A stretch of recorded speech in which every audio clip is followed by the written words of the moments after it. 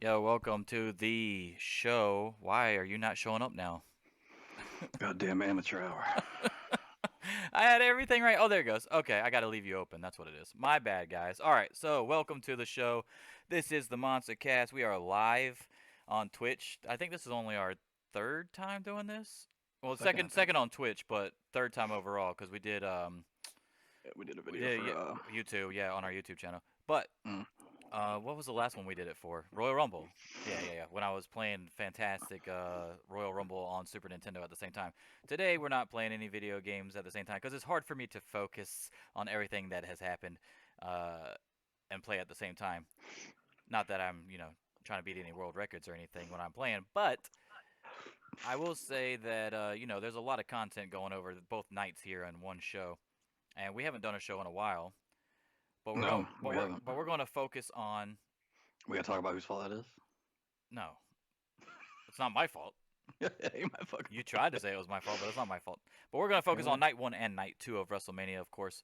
Um, Night one, would you say it was considerably better than night two? Uh, yeah, night two on paper looked like it was gonna be better, but it just wasn't. The booking was just not as good. It didn't do it for me. Night one, I mean, it's not like night one was fucking amazing either, but the main event really hit. And the thing about night one was that you had lower expectations. I feel like so shit like Bad Bunny coming out and being actually a not terrible wrestler was pretty cool. Um, the Bianca Sasha match was obviously good. Uh, eh, I mean, there was some stuff that was definitely kind of mid. Like I wasn't feeling the New Day title change. I thought the whole Omos thing is kind of boring, or Omos or whatever. Uh, Was there a part of you that and thought that was honest, going to be good in any kind of way, though? yeah, if they would have won, but I didn't. Neither night was great to me. I wasn't a big fan of WrestleMania this year. I'll I say that. thought night one, well, it was far better than last year's WrestleMania. Night one was, if we're going to just compare these two last WrestleManias just because they both took place in the pandemic and they were both the only two that were taking place over two nights, this WrestleMania far did better than fucking last year's WrestleMania. When you're coming out of last year's WrestleMania and the only two matches that you're talking about are the two cinematic matches, that's not a good sign. So, They were good though. well, they were good. I will give you Let's that. talk. Let's talk about those instead.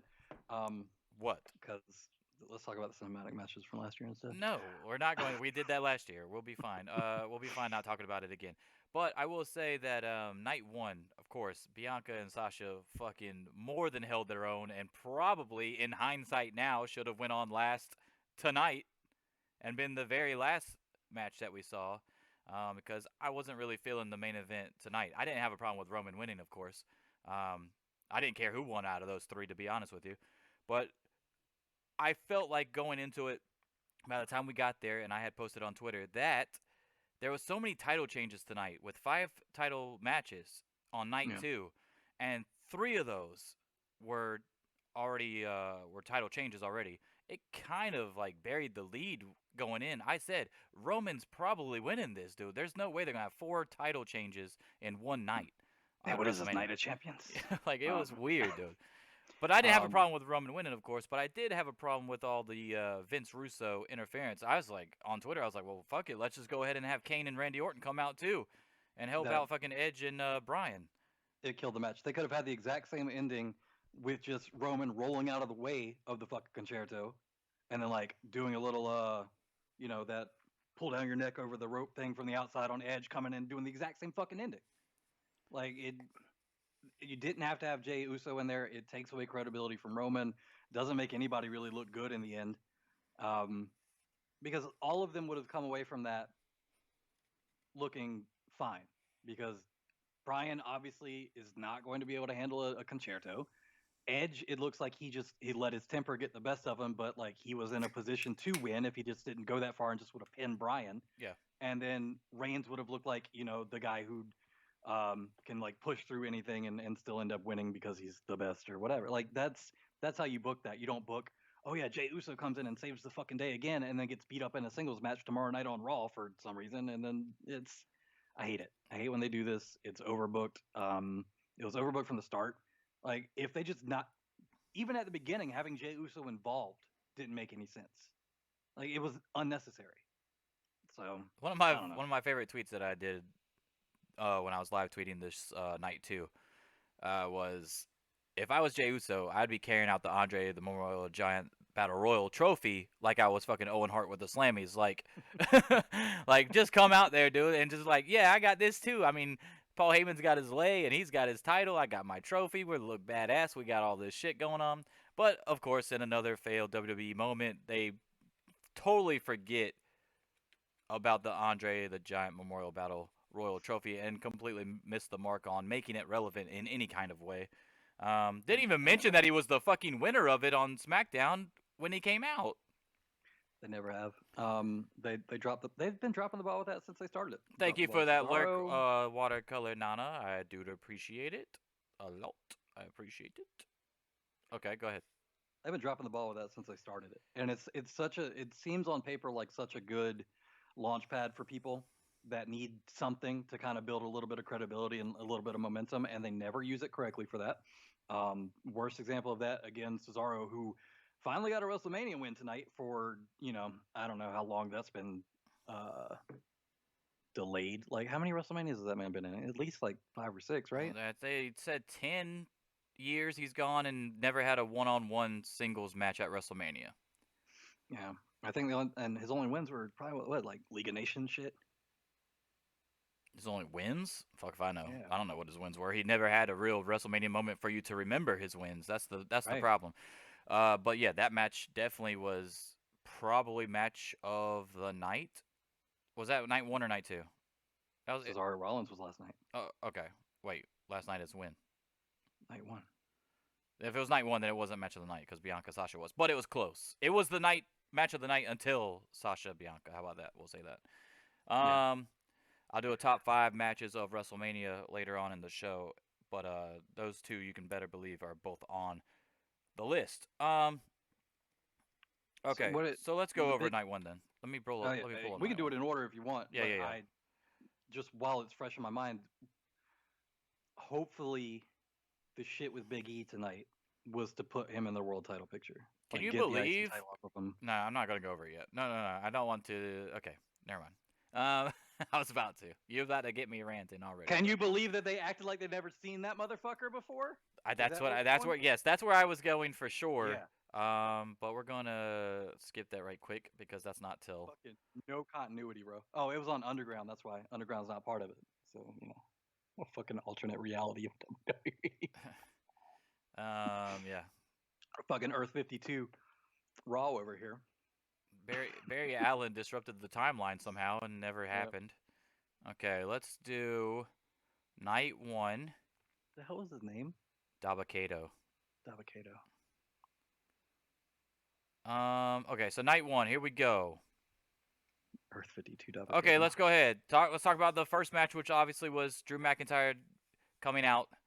The surprise victory from Bobby Lashley, in my opinion, because it seemed like they were setting up completely to have Drew have his moment in front of people, and didn't end up that way, which I was pleasantly surprised about. I'm glad that they're letting Bobby Lashley run with the ball for a little bit here. But yeah, what did you think of the match overall? What did you think? I mean, that had some MVP interference as well. I'm surprised Baron Corbin didn't come out the way the rest of WrestleMania shook out. See, the MVP stuff doesn't bother me as much. Yeah, because he's been with them. Yeah. It'd be the same as Paul Heyman interfering with a Roman match or something. Right, and he's not like straight up like smacking people with chairs or anything crazy. It's just, a little bit of bullshit here and there. I thought it was a good match. I will say that I get real tired of the heroic babyface who can't tap out, so he fucking passes out trope. Yeah, literally every babyface. Every babyface. Like at some point, you have to make these moves look like they hurt enough for somebody to fucking tap out. Yeah. And how do you pass out to a full Nelson, bro? Dad used to put us in fucking full Nelsons for like 30 minutes. He was tired, man. He had just fought for so long. He was tired. He was tired. It's because he moves you back and forth like an alligator. Like it's the dumbest shit. If you me watching that, I was just like, it makes sense if he taps out because he's too tired to escape. Like he knows he's got no way out of it. It's like stretching his shoulders, his neck, whatever. But to have him pass out to a full Nelson, bro, there's times where you with your booking, you got to know sometimes it's okay to put a move over and it's not really going to kill the guy to have him tap. I don't feel like it makes them as strong as WWE makes them out to be. Yeah, Like, okay, so you pass out from a full Nelson in like 20, 25 seconds, 30 way seconds. worse. Way Chris worse. Masters used to have motherfuckers in the Master Lock for like 3 minutes before they finally passed out for his little Master Lock challenge. I'm like, wait a minute. That doesn't really make Drew McIntyre look good or better, rather. Pass Um, out to a full Nelson. yeah, you're not really protect. There's I high agree. school You're not really wrestlers protecting them. that do. There's high school wrestlers that last longer than I this. don't know. I mean, Bobby Lashley is a big motherfucker. I don't want him to put me in no full Nelson, but still. Okay, so like High school thing. the match was all right. I'm glad that Lashley's getting the ball and running with it. As I said before, the MVP thing obviously helps him big time. A little disappointed for McIntyre, but not more disappointed for McIntyre than I was in Bailey, which we'll get over later. I'm Uh, more I'm more I'm more happy for Bobby than I am disappointed for McIntyre because yeah, yeah, McIntyre's got years to go, and Lashley's not old, and he looks young because he's in such good shape and everything, but he's been around for a long ass time, and yeah. if we're being realistic, man, I don't know how much longer he's got at the top, you know. So let him have this run. Let him have his WrestleMania moment. Let him have this run. Like I'm completely fine with this. And Drew can always come back and be a credible threat to any title, anywhere, anytime. I could see him going after even the IC or something now. Like there's plenty of places for him to go in the meantime. He doesn't have to be on top 24/7 because he can always come back in and be a credible contender. He's young enough to where this isn't really an issue. So I mean, Oh, he's not super young either, but you know what I mean. okay, next up, we got the tag team turmoil match was contested, where the winners would face Nia Jax and Shayna Baszler on night 2 for the WWE Women's Tag Team Championship. The best thing I could say about this is at least they're making the WWE Women's Tag Team Championship relevant, and I don't know if Are they? well, it's on the fucking show. It's better than not being on the show. You had Listen, the team of Lana and Naomi. They went against Billie Kay and Carmella. Billie Kay and Carmella won, but then they lost to the Riot Squad. Then Billy the Kay and Riot Squad. Carmella. Can I finish first? Then the Riot No, Squad beat Dana Brooke and Mandy Rose after Mandy Rose slipped on the ramp, which was pretty funny. And then they end up losing in the final uh, part of the tag team turmoil match to Natalia and Tamina. So Natalia and Tamina got the shot at the titles on night 2, which we'll go over when we go over night 2. But go ahead. it still bothers me so much that these motherfuckers wrote a whole story to break up the Iconics and then stick both of them in shitty tag teams where they do nothing. And then they had Peyton with Lana, and then Lana got pregnant, so that's done. You got Billy Kay, who Peyton no longer has a You mean fucking Lacey partner. Evans? Yeah, that's what I meant. Sorry, Yeah. Lacey, not Lana. I was thinking about Lana because she was in the match. But yeah, and then you got Billy Kay out here with Carmella. Even though you don't have Peyton Royce doing anything, that could have been like a cool like surprise reunion for the Iconics. Have them come out and like pretty much run the gauntlet and maybe lose the last one if they were dead set on this Natalia Tamina booking. Um, and then have another real credible team back in your tag team division. Instead, they broke them up forever ago, and both of them have been worse off for it. What? Doesn't make any sense. So I had a whole storyline written out at work before WrestleMania even played out because you know how I like to do that, and because Set yourself up for disappointment. I'm really good at it. No, I mean I knew it wasn't going to happen, but so what my plan was Carmella and Billie Kay win night 1. Night 2, Bailey still doesn't have a match, which everybody online is bitching about. Bailey attacks her backstage. Bailey joins up with Carmella, ends up winning the tag titles because Bailey and Carmella are real life best friends, which a lot of people already know if you follow any kind of like the 24 stories and shit like that, documentaries, anything like that. But then the next night on Raw, which is usually a big deal after WrestleMania, but maybe not this year because they'll probably go back to the Thunderdome or whatever. But you have Billie Kay come out and say that was my spot. I earned that spot. Maybe even give her the pin for night 1, in the tag team turmoil match. And they say, well, we'll give you a shot at the tag titles. All you gotta do is find a partner, and then that's when you bring Peyton Royce back and put the Iconics back together or whatever.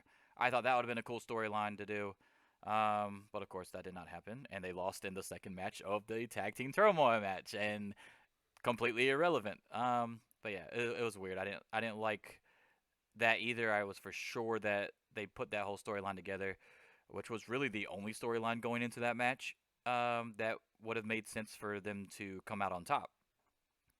They're real bad with the women's tag team division and keeping things even remotely coherent or cohesive or uh, having there be a reason for these teams like at all. Yeah, None of it makes any sense. Like Lana and Naomi is not a pairing that makes sense.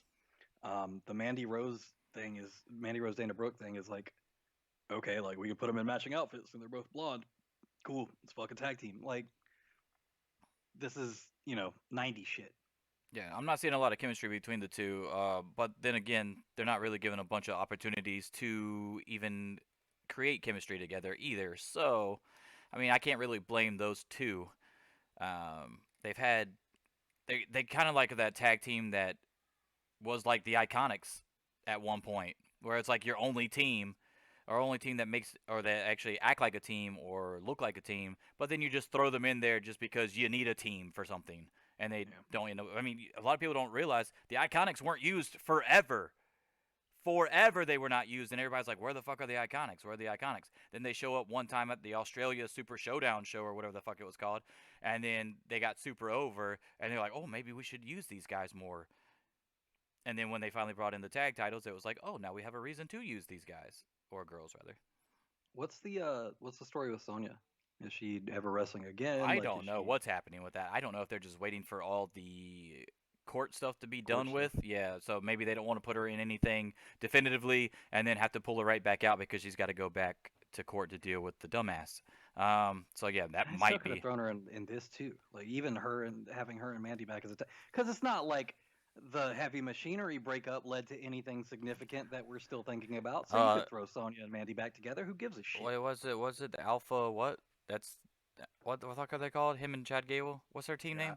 I have no idea. Alpha. But So it's got something to do with Alpha. I know that. They're that's not another doing thing. anything either. Yeah, I know. Break up heavy machinery for some goofy ass story where Tucker's a bad guy. Tucker comes out the first match after turning heel and loses. I've never seen them since. I've never seen him since. Also, don't Like, forget. You want to talk about breaking tag teams up with the fucking like the 6 degrees of separation, Kevin Bacon type shit. You've got American Alpha. You break them up for the Kurt Angle storyline. Chad Gable goes with Shelton Benjamin. They break up. Then Chad Gable gets with fucking Otis, right? And then what do you do with Shelton Benjamin? You put him in another tag team with Cedric Alexander to and get breaking them up. that's What? the best stable you guys had going. Like, yeah, let's have Bobby Lashley turn on him for no reason, literally no reason. Oh, to make that tag team, you had to break up Cedric Alexander and Ricochet, by the way. Just so you know. So that's all they're doing with all their mid card guys. Just get a bunch of tag teams randomly thrown together and then break them up and then mix them up. It's almost like a coaching carousel at the end of the season. We're just gonna fire you guys away from your teams and then just put you on different teams. That's basically It WWE's tag team it division. honestly feels like some shit that they should be doing in like OVW to help you work tag styles with different people. Like that's the level of booking and thought that goes into this shit. All right, so that's our thoughts on the tag team turmoil match. I felt bad for the Riot Squad in that match too, by the way. Yeah, I mean they were the one legitimate like actual team, and they did really well in it. Um, Lana, we've talked about this before too. I think we both like Lana. We both like appreciate the effort and stuff that she's putting in, and she looks better every time she goes out there. But man, it seems like she can't get through a match without like one botch, and then everybody just kind of harps on that shit, Yeah. and kind of it sucks. Yeah, it I've sucks before so because bad. okay, so it sucks because I know she can do that kick, right? We've seen her Yeah, do that kick before. yes, But then everybody's watching you at Mania. Fans are back. Literally all of fucking social media is on this shit because people love Naomi, of course, which they should. Um, and the tag team is, I think, well put together. For at least for now until they break them up and put them with new people. And then you got they're real life friends, so that works out. That helps them. been posting IGs and TikToks and all kinds of stuff together all the time with dancing videos and stuff, so it makes sense. Um, and then you go out there and completely whiff on the fucking roundhouse kick or whatever the hell you want to call it. But yeah, it was. I felt bad for it as soon as it happened. I'm like, damn. And of course, a million fucking Kevin Dunn camera cuts, but you got to catch the fucking botches every time, though. Come on, Oh, Kevin Dunn. I What the counted. fuck? I counted tonight. I counted tonight. I think I counted uh from the Sheamus match onward. I was literally sitting here counting in my head. The vast majority of camera cuts happen in under 4 seconds. 4 seconds before a fucking camera cut. He Constantly. wanted so many camera cuts that he edited night one shit from the stage from America the Beautiful to night two. I don't know if you saw that part or not, or if you skipped that. I No started joke. late. Yeah, I know you started late, but I didn't know like how much you were fast forwarding through. I knew you probably like fast forwarded through the video packages and shit to help you catch up or whatever. But yeah, so the country singer was doing America the Beautiful on night two, and they would cut the shots of the stage from night one. It would literally say WrestleMania night one on it, where the wrestlers were standing on the stage for BB Rexha's America the Beautiful. Fucking hilarious, dude. That's how many camera shots and camera cuts that Kevin Dunn needs. Like he can't even do the fucking a song without cutting to a previous night, dude.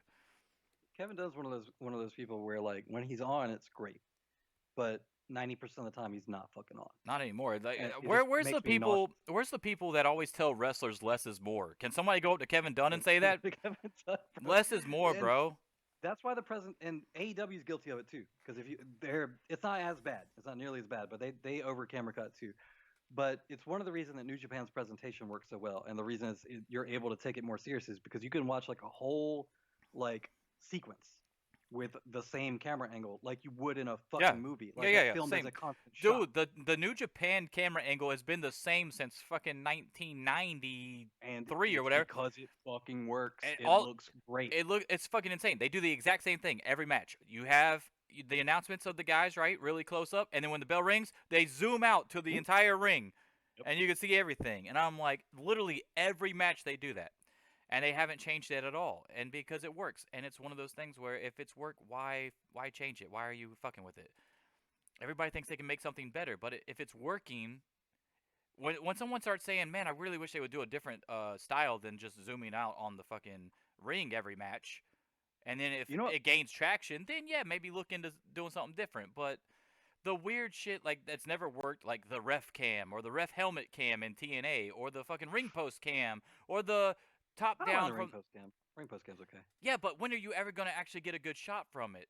It's hit and Mm, miss. It would have to be something that you would show on an instant replay if you got a better angle of it, not something that you'd be able to cut to live because you don't know how it's going to turn out. yeah.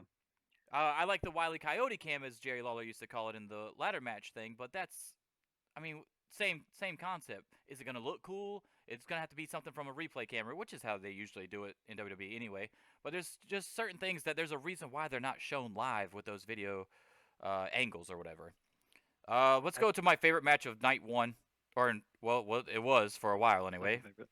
Second Mm. favorite, yeah, second favorite by the end of the night.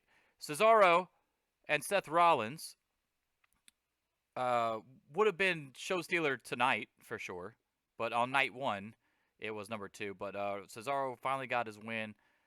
Fucking crazy ass fucking airplane spin at the end was Oh yeah, the insane. no hands. Was insane, dude. Like I popped for it. I was like, this motherfucker's not using his fucking hands. Like I'm literally yelling at Christina. I'm like, dude, he's not using his hands. Look at it. He literally had his hands almost on his hips at one point. Yeah, he did. He's trying to put him on his hips, but I guess he felt Rollins slipping maybe or something. But because they put his arms back out for balance, they showed the replay. I'm like, look at that shit. That's insane, dude. Fucking crazy. He did. I knew he was gonna do the uppercut when he went for the stomp. I called that. Not before the show or anything, but like when I'm watching it, I called it that it was gonna happen. That spot was gonna happen. Which was awesome. I wish it would have been better. I wish it would have been more like a Rollins into the RKO where he went way high. I thought that Yeah. would have been better, but he did hit him pretty solid with it, so it was pretty sweet still. And then the Cesaro swing, the neutralizer for the win. It was a fucking insane match, dude. Insane match. And you could tell they were both fucking hyped to have the fans back. A lot of people were, but you could tell some people were just like insane. Like Blah, blah, blah. Who was it? They had both of them came out and they were fucking nuts, dude. I know Big E was fucking hyped tonight. Yeah. Um, damn, who was it, dude? I think it was I mean, night one. Sasha and Bianca Dude, pretty much quit. they fucking lost it, dude. They lost it though. I mean, that was a combination of fans being back and the situation Yeah. that they were in or whatever. Um, I'm trying to remember who the hell it was though, but they were fucking hyped, and you could tell Rollins was definitely hyped when they had to do the weather delay or whatever, and he had his little interview backstage. That was pretty funny. He was definitely hyped. You could tell he was in a really good mood, being a fucking cornball backstage with the guy who was interviewing him, and then Yeah. he pulled out the old Jericho trick. Tom. Yeah, Tom. I'm trying to think of who else was really hyped. Maybe it was. I think it was night one though. Mojo Rawley. Anyway, That's a deep cut for y'all. maybe it was night. Maybe it wasn't tonight. I could tell when they came out though. It was Owens and Sami Zayn from tonight. Mm. Yeah, they were fucking lit when they came out. They were, and that was probably because they got to wrestle each other at WrestleMania, so that was probably something else too. But yeah, with the fans being back and everything, dude, Owens was going insane when he came out. Yeah. I don't Um, know. let's We'll go. get to it eventually, but yeah, I got some stuff to say about that one. Okay, go Cesaro and Rollins before we get into the fourth match. Cesaro and Rollins was really good. Rollins, if I wasn't mishearing, I'm pretty sure that was slightly new theme music for Rollins. It's been a minute, but I'm pretty sure that was new. Well, I know he added. I know he added the burn it down back at the beginning, and everybody was like trying to figure out what gimmick he was trying to be. But I don't think I've ever heard the second burn it down. That was weird. Yeah, I'm pretty sure that was new music. So maybe moving away from some of the Messiah shit and back into like just a normal. I don't know. In the Guy, middle of the he's match, he gotta- said he was a god. So Yeah, I know. He's got to get off this drip shit too. I don't know who the fuck taught him that word, but they probably gotta John do Morrison it. or something. I don't know. John Morrison or probably. Bad Bunny, one of them. Gotta stop. Because I- this shit's not even drippy. It's I don't even know. I don't even understand. How are you using the phrase drip anyway when John Morrison has already called himself Johnny Drip Drip for fucking the last 6 months?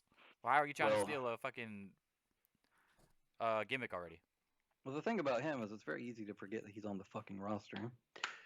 Uh, just having him losing tag team matches all the time, so you can gimmick infringe on him all you want.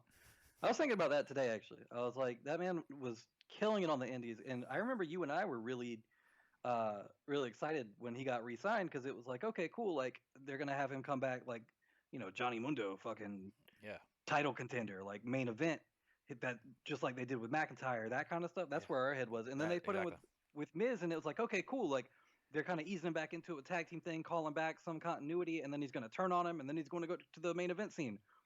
Bro, it's like what, 2 years later? Yeah. Has done nothing relevant. Nothing. It sucks. Yes, I agree, dude. It's not looking good for him right now. I'm thinking this is going to get probably to the point where Taya comes in and plays like a watered down Melina for him. I mean, and that's bad for both of them because I don't want that for either one of them, honestly. I don't think she needs him to be relevant in WWE, and I don't think he needs her to be relevant in WWE. But it's WWE, and I think that's probably where they're going to end up going after she has her little NXT run or whatever, which is fucking annoying when you think about it, because that's what, another 1 or 2 years.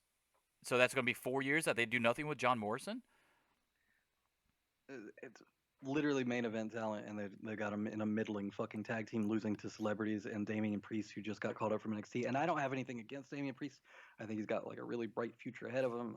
I didn't like him when he was first around. I like him now. I think he's good. Bad Bunny was better than I think anybody thought he was going to be.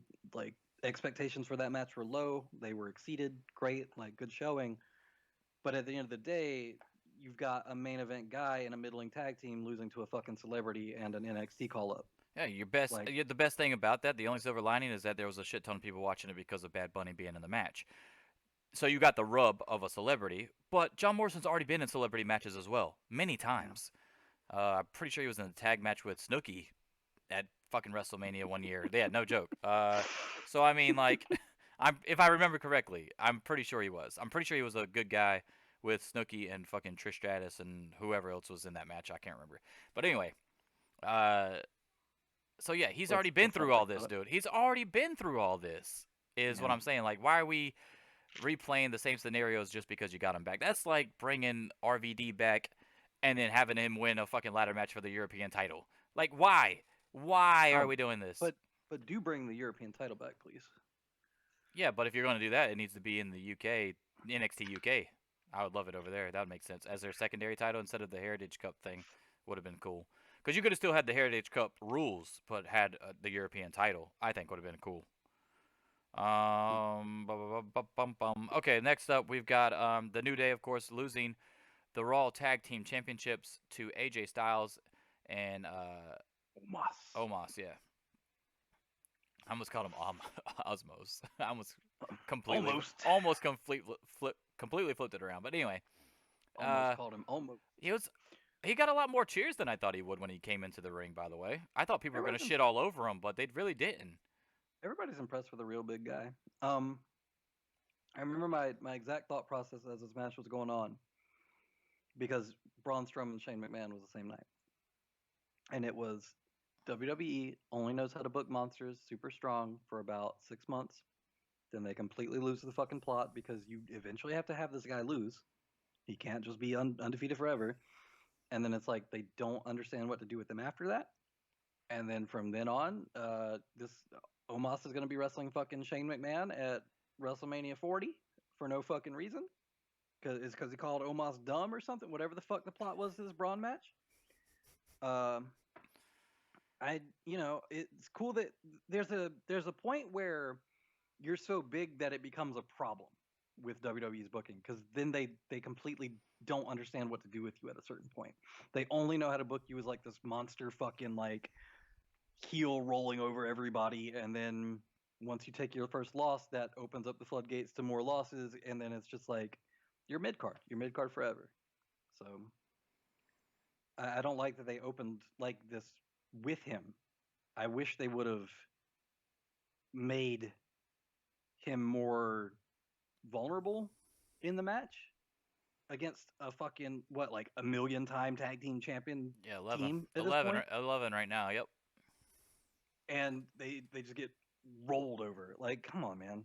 Like AJ Styles on his own is already good enough. Like you don't have to put him with this guy who's also unstoppable. It's silly. It doesn't. This is not how you need to book him, and it's not good long I think term. they just really wanted to give AJ Styles the Grand or the Triple Crown or Grand Slam champion or whatever the hell it was that he needed to be. Those were the only titles he was missing. Like, and they probably didn't want to build up an entire storyline because it's WWE and they don't have time for that. To put him with an established person already and make it make sense of why they're together type deal. I mean, not When like you have Finn drop the title, move Finn up and have fucking AJ and Finn in a tag team. Built-in storyline, done. Like you don't have to tell any story; it's already been told. yeah. I mean, you can even just go back to being called the OC. Honestly, you could have brought Yeah. that back. But anyway, bum bum bum bum bum bum bum. All right, so yeah, so we weren't huge fans of that. I don't have a problem with the title change per se. I Overall, have a like it's problem a with New Day losing all their titles. Like I thought for sure with New Day losing, maybe Big E would. maybe that's on purpose though. Maybe Big E's going up to the world title picture soon. They got a lot of pay-per-views before SummerSlam, bro. So I don't know, but I'm thinking Cesaro and Big E are probably next in line for the Roman title. Edge can go back to Raw now. He challenged. I don't think he's going to stay on SmackDown. Um, Daniel Bryan will stay on SmackDown, of course. Maybe even get another one-on-one shot. We'll see. But yeah, My favorite you've thing. got My contenders favorite there thing now. tonight. My favorite thing tonight was Edge comes out in his like whole like big coat like fucking super serious like character entrance, right? Like this is me, I'm a wrestling character, I'm super theatric, whatever. They cut to Daniel Bryan in the ring and the man's wearing a fucking hoodie and some black tights and looking like he's bored as shit. Yeah, he even when people were kind of giving him jeers before his name got announced, and I mean he got more cheers, but they were jeering him on the way up for Greg Hamilton fucking announcing him, and he couldn't even keep a straight face, like he was doing the old school Daniel Bryan where the motherfucker just looked nervous and started smiling, and then he went to go do the yes thing and then got a bunch of cheers or whatever. But yeah, it was funny because it was crazy, dude. Like we can all agree that Edge got the biggest pop of both nights when he came out, right? That fucking was insane when he came out, when his music hit. I didn't think that the fans were gonna react even close to the same way when Royal Rumble hit, but it was damn near the initial pop was damn near right there. Like they wanted Edge to win so bad. So it was kind of funny that they all got trolled and he pinned both of them. But but Here's what I'm trying to figure out: is how the fuck isn't that a win for Edge? He was on Bryan first, so technically he won the 3 count. Do you think they'll play that? Fuck no. That would be 'cause his shoulders fucking were down funny. too. That would be funny as hell. But that's how I would do it if I wanted to be a funny booker. Yeah. But no, he was like by all rules, Edge technically won. Yeah, I never thought about that when we do the fucking Ryback versus 3 guys and he stacks them all up. But they're on the same team. Yeah, you're right. Yeah, that makes sense. Yeah, so yeah, you have a legit argument then if you're Edge. Yeah, I want to see him go out and make that case. Technically, I won because I was unconscious. Why not? Why not?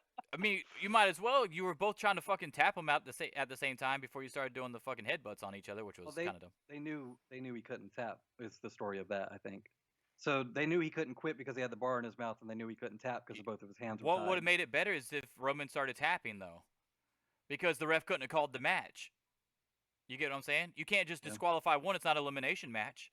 So since they both have him on, he taps, and then like they look at each other and they won't let go because they don't know who won. So that's when Edge looks over and says, "Let go," and then Bryan says, "No, you let go," like they did in the actual match. But it would have been awesome because technically they both had Roman beat. So now you technically fucking protect all 3 guys without someone doing the stupid pass out thing, or without Edge beating Bryan and then Roman coming out and be like, "Oh, you didn't pin me" or whatever, which everybody thought was going to happen. But yeah, I mean, I thought Roman tapping there would have added something extra to the match for sure. I was just waiting for Lesnar to come out, bro. When they were taking a little bit longer than I thought they would at the end of the show, and I was thinking Brock's music was going to hit. There was a part of me that thought he might come out, and especially when the Heyman was going to be like, "Oh, who can stop Roman now?" Yeah, exactly. Yeah, same. I'm like, Lesnar coming out and being pissed at Heyman for fucking taking on Reigns. You know what would have been a really good part for that too? Is Samoa Joe's music hitting and standing up from the announce table and pointing at him. Something like that. Just getting in the ring. Like maybe. How do we get on main event? Yeah, I don't fucking know. I don't know. Yeah. We're gonna talk about it for the 8th time later. But okay, so we didn't like the tag team match overall. Between that's how we got on. I don't fucking know. You started talking about dumb shit. New Day versus Styles and I forgot his name again. How do you say it? Omos, yes. The second O fucks me up. Just put O-M-A-S, bro. But anyway, yeah, Omos. Didn't hate the match per se, but we just didn't think that, you're kind of burying the lead with Omos anyway, because you don't like it now, and it kind of makes you weary when you're debuting somebody on WrestleMania against big people, and then they get the win, and he got a title out of it. I mean, it's over. Like it's too strong booking. We didn't learn our lesson with Fandango and Chris Jericho. Didn't learn our lesson with fucking Nicholas. The man went on a tear. Nicholas is still super over, so fuck you, dude. Speaking of Nicholas, Braun Strowman versus Shane McMahon was the steel cage match, and that was after the tag team match. Of course, before Strowman could enter the cage, Elias and Jackson Ryker attacked Strowman, which means Jackson Ryker got some action on the show, and Bayley did not. Are you fucking kidding me? You're so stuck on this Bayley thing. Dude, there's no fucking way that she shouldn't have had a match. I don't care, dude. She carried the company just as much as Drew McIntyre did during the pandemic. As much. Everybody was booked in the tag team turmoil match. Who were they going to put her against? Are you fucking kidding me right now?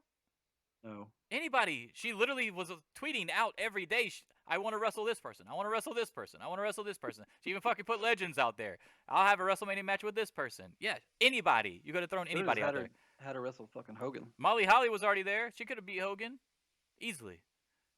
Hogan would have had to play heel because he was getting booed all fucking night as he should have. Shit. Yeah, it was great. That shit was awesome. I would have booed the fuck out of him too. Just like, I get it. I know. I looked at Titus every time he called him brother. I was like, no. Fuck. All right, moving on. anyway, so the Braun Strowman match, of course, they attack him with some steel chairs, of course, before the match officially gets on their way. A lot of good it did. McMahon got his coast to coast in. Of course, he has to get all his shit in. There was one cool spot that I haven't seen before in that match, and that was him ripping the cage to stop him to from pull dropping him from the yeah. other side. Yeah, that was cool. I thought that was cool. Other than that, it was, typical big man, the Shane McMahon losing match. Yeah, of course. Shane McMahon trying to give somebody else the rub that doesn't really need the rub. And that doesn't really exist from beating him. There's no rub at this point from beating Shane McMahon. No, I think there it's never just really was. No, it's just I mean, the only good thing about the Shane McMahon stuff, honestly, when you look at it way later on, is that it created WrestleMania moments for those people that might not have one later on. So that's always good. Yeah, I can see that. It's not that I don't respect everything he's done. Like, I know that he's taken a lot of risks that he definitely didn't need to take in his career and in his life and all that stuff. But I just I don't there's no benefit at this point. You're having a 51-year-old man go out, get in his 2 moves, do his bad punches, having somebody go over him. Like with the Undertaker too. Did Undertaker really need to beat Shane McMahon? Like, that's what I'm saying. Hey, at least I had a better storyline though. Yeah. Oh yeah. The whole plot to this was, you're dumb. You're dumb. You're stupid. You're dumb. You're a stupid big man. I'm gonna pour this Nickelodeon slime on you. You got fucking slime, boy. So in the penultimate match was next, of course. It was the Bad Bunny Damian Priest, which we already talked about a little bit, but we'll go over it quickly again. Bad Bunny did the crossbody off the top to the outside. Of course, he did the Destroyer, which I don't know why a lot of people still don't know that the person taking the move is the person actually giving the move. Does like 90% of the move is done literally by the person. The other person, all he has to do is, do a front flip. That's it. Anybody can do that. My dog can do that. I've seen it. Ricky Morton does it. Yeah. The man's like 92 years old. Come on. You're going to stop hating on fucking Ricky Morton on my goddamn show, dude. No, like, it's fucking... Repo Man is a better wrestler than Ricky Morton. Shit!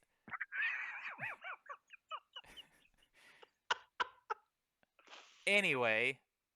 Look, I'm not gonna tolerate any Repo Man. I'm not gonna say I will not tolerate any Ricky Morton slander on my podcast, bro. Fucking anyway, Bad Bunny still did better than everybody, initially thought that they would. If you're a fan, of course, people in the back probably knew that he would do good because he's been training with everybody or whatever.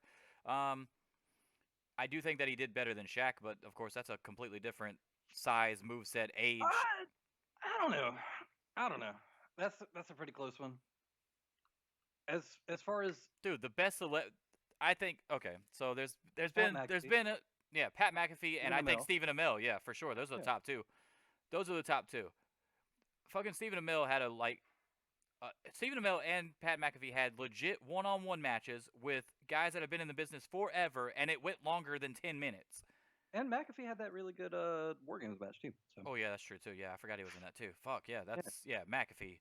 For sure, then. Yeah, okay, so I would put McAfee 1, Stephen Amell 2 for his match with Christopher Daniels or whatever. I think Shaq and Bad Bunny are probably on the same level to me. Like, it's hard to do a 1-1 comparison just given their size differences and differences in their moveset and whatever. But when it comes to like selling and filling their role and being convincing in the role that they were filling, yeah, I think they were about equal. Yeah, I can see that, but if somebody put me in a chair and tied me up and forced me to watch celebrity wrestling matches, that's what you think about. I would rather watch the Bad Bunny one. Yeah. Yeah, I think so. I think if we're just focusing on the performances of the celebrities, yes. The other reason I really like the Shaq one though is because it was Jade Cargill's first match, and I really wanted. Yeah, she was fucking badass. You're gonna tie me up in a chair and make me watch something. Well, that's true too. Yeah, I'll watch Jade Cargill all day for sure. Yeah, never mind. I changed my answer.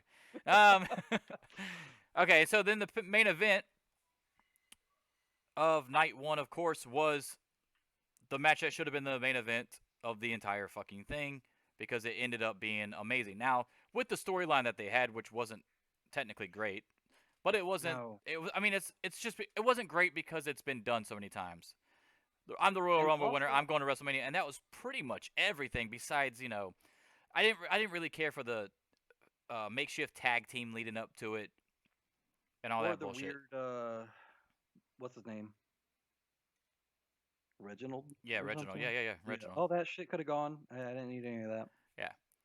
But anyway, this main event was Sasha Banks versus Bianca Belair. This was the first time two African American wrestlers headlined a WrestleMania. So obviously, it was also the first time that two African American female wrestlers headlined a WrestleMania.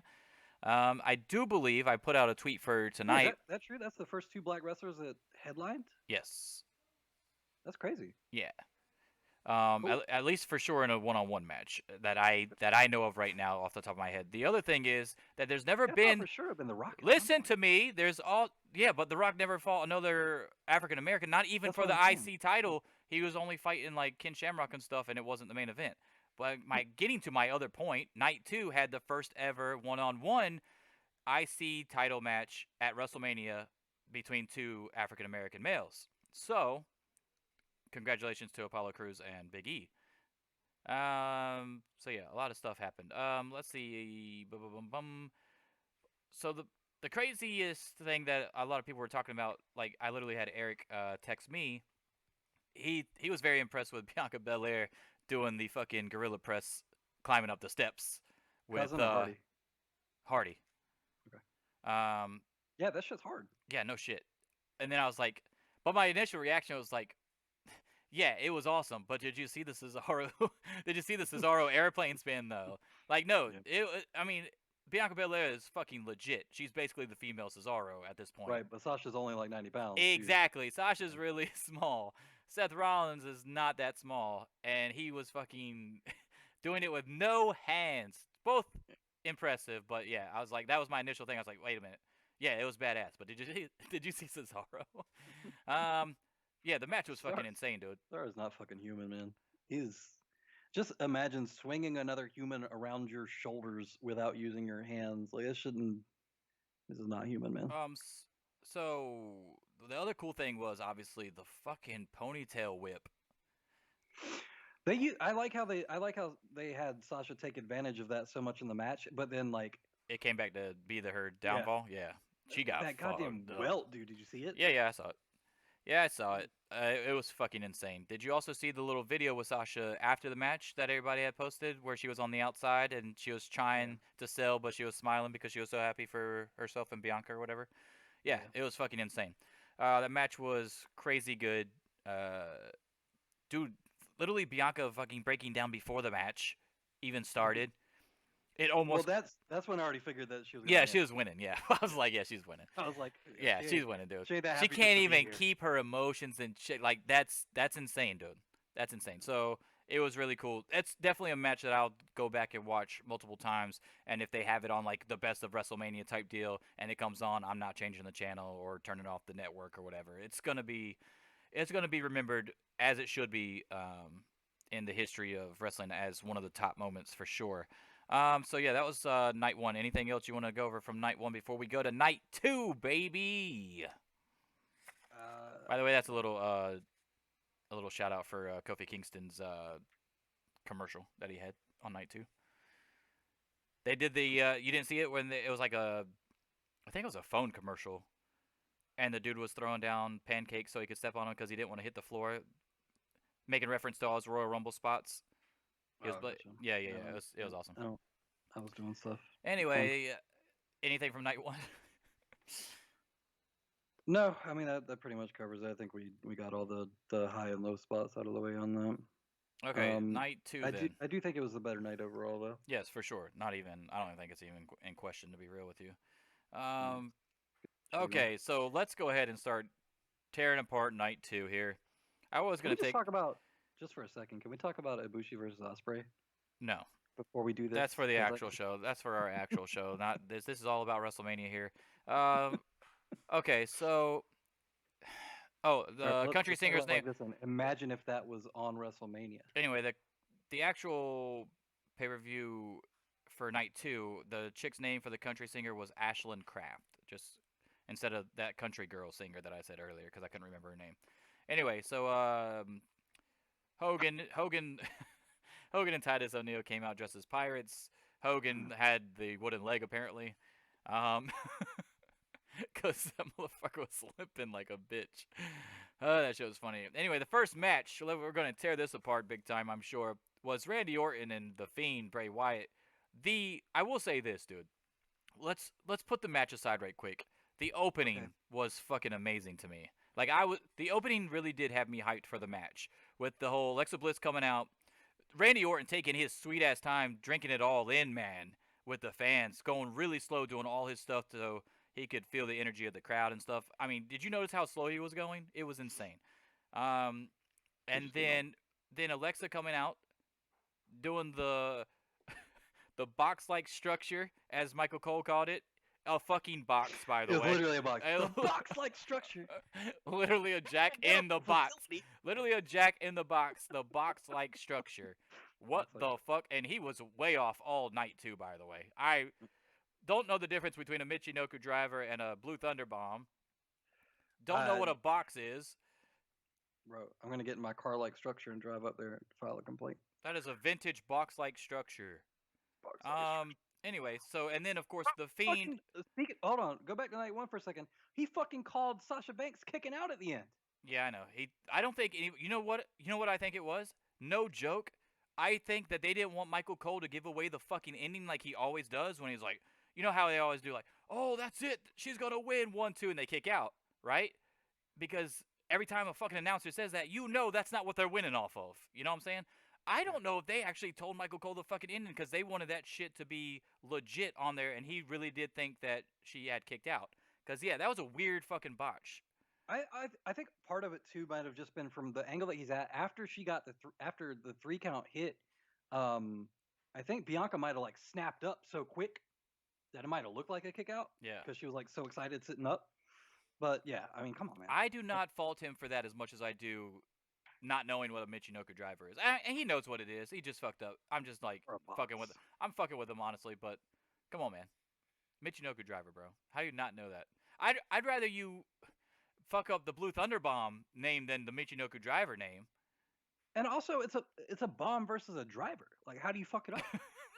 Yeah, I mean, two completely different. They're completely different. Yeah, for sure. Anyway, so back to this fucking first match that you keep fucking derailing me on here. So Bliss came out and turned a handle-like structure. Randy Orton was pacing around. But anyway, but before that, the video of him fucking turning back from the burnt-up, crisped-up Fiend, because I'm sure he probably can't wrestle in that shit because his vision was probably impaired. Because I don't know if you see the mask, but it's definitely got the sides. You know, it's like the first Batman when he goes back, and the second Batman, he's like, "Hey man, I need something that I can actually turn my fucking head." So he goes back to the original Fiend look, which was awesome. And I'm pretty sure, if I remember correctly, the original Fiend doesn't sell for anybody. And you got burnt to a crisp and came back to life, and now you're fucking fine. But you lost from one RKO. So I was really hyped all the way up until the match started, and then the red light came back, and then that's when I was like, what the fuck is happening here? They never learn, man. Like, they had to have had enough feedback about that fucking light at this point. And if you're not going to do the monster no-sell shit, if he can't kick out a 1 RKO, then I don't believe that he's got the powers to change the fucking color of the world. By the way, wouldn't it have made more sense for him to still be the crisp guy if he was only going to take the RKO? Because then it would at least look like he was still all fucked up from the fire, not completely healed right before the match, and then now I'm dying from one move. Pit bullshit. Yeah. Man ate a sensu bean and still lost. Okay, so that one's for Ethan. By the way, here's the other thing about this, right? The ending, of course, fucked everybody up because we don't know what to make of it yet. There's many ways that we can still go with it. What I don't like about it is that it's fucking WrestleMania Sunday, and you didn't give us a conclusion to a storyline at WrestleMania. Yeah, you made it worse. Yeah. Why are we making this drag on past WrestleMania to WrestleMania Backlash, whatever the fuck that is? What is that? What they're calling it? Dude, that's what he called it. It literally. Okay, so I thought it was just the graphic, right? Because you know how the graphic will say WrestleMania at the top, and then Backlash just happened to be underneath it, and I'm like, wait a minute. Oh, never mind. That's just the graphic. No, Michael Cole literally called it WrestleMania Backlash. I'm like, please, God, do not let them name this fucking next pay-per-view WrestleMania Backlash. That's 5 weeks away and has nothing to do with WrestleMania at all. But no, that's what they're calling it. Okay. Yeah, Yeah. that's a whole All different right. box-like structure to unpack. Can't wait for Revolution Backlash. Yeah, all this shit, dude. Like, yeah, they're just gonna take the name of the next one and put it in front. Yeah, that'd be fucking Mm. hilarious, dude. Um, shit. Unforgiven SummerSlam coming at Well, it'd be you. SummerSlam Unforgiven. TLC SummerSlam. You know, SummerSlam TLC, something like that. Yeah, fucking dumb. SummerSlam. SummerSlam Survivor Series. Survivor Series SummerSlam, you know, something like that. Yeah, it's so stupid, dude. I don't know what the fuck they're going for on that. That's so dumb. But anyway, so I get it. I get that it's supposed to be the backlash of the events that took place at WrestleMania. but we're that's already gonna get implied. okay. But we're already gonna get 3 rematches from WrestleMania on Raw and SmackDown. They do it every That's year. So 5 what do I weeks need? of fucking content. Yeah, no shit. You're supposed to be doing new storylines, bro. Fucking, I don't get it. I don't get it. We're gonna get off that right quick. Okay, so is she Sister Abigail or did she turn on the Fiend? What do you think? Everybody knows. DMCA strike. Yeah. Uh, Sorry. Yeah. So I honestly have no idea. It seemed to me like they were trying to do the Sister Abigail thing. That's what I But thought. if that's the case, why would Sister Abigail want him to lose? Yeah, it doesn't make any sense. Also, is it going to end up turning into like a Thanos death Can we situation? get Matt Hardy in here to make this shit make sense? Yeah, that's what'll happen. Thanos. Is it a Thanos death situation? Do you think? Where she's gonna end up being Sister Abigail, and he's gonna be doing all this stuff to please her, but it's gonna be not enough type deal. Yeah, maybe. I don't know if you know that storyline in Marvel Comics or not. My bad. I know where Doctor Doom fucking kills Thanos. Jesus Christ. Anyway, definitely not anywhere You close to remember what I'm that, though? talking about. Anyway, not even close to what I'm talking about. You're not. Stay on topic here. That was a cool ass panel though. He like reaches out and just Okay. So anyway, spoilers for the Orton Dr. Doom Orton escapes the mandible claw both times that he tries it on him. thing. And like we said, as the Fiend was going for his Sister Abigail, apparently Sister Abigail version of Alexa, which I think that's what it is. I mean, why else would you have like a crown thorn and be wearing all black, and then have like the super ghost white Shit face looked like paint? fucking Eris Morn, dude. Yeah, sorta, except not 3 eyes or whatever it is that she has. Yeah. By the way, did you notice that I streamed that? No, I didn't. Yeah, I just played the entire campaign with JC and Adric on my last For Twitch stream. the new expansion. Yep, I haven't bought it yet. $33 I started playing is it on with my sale right girlfriend, and then we started playing the Forest instead. So we haven't been back from Destiny since. Ooh, I didn't know the Force was up there again.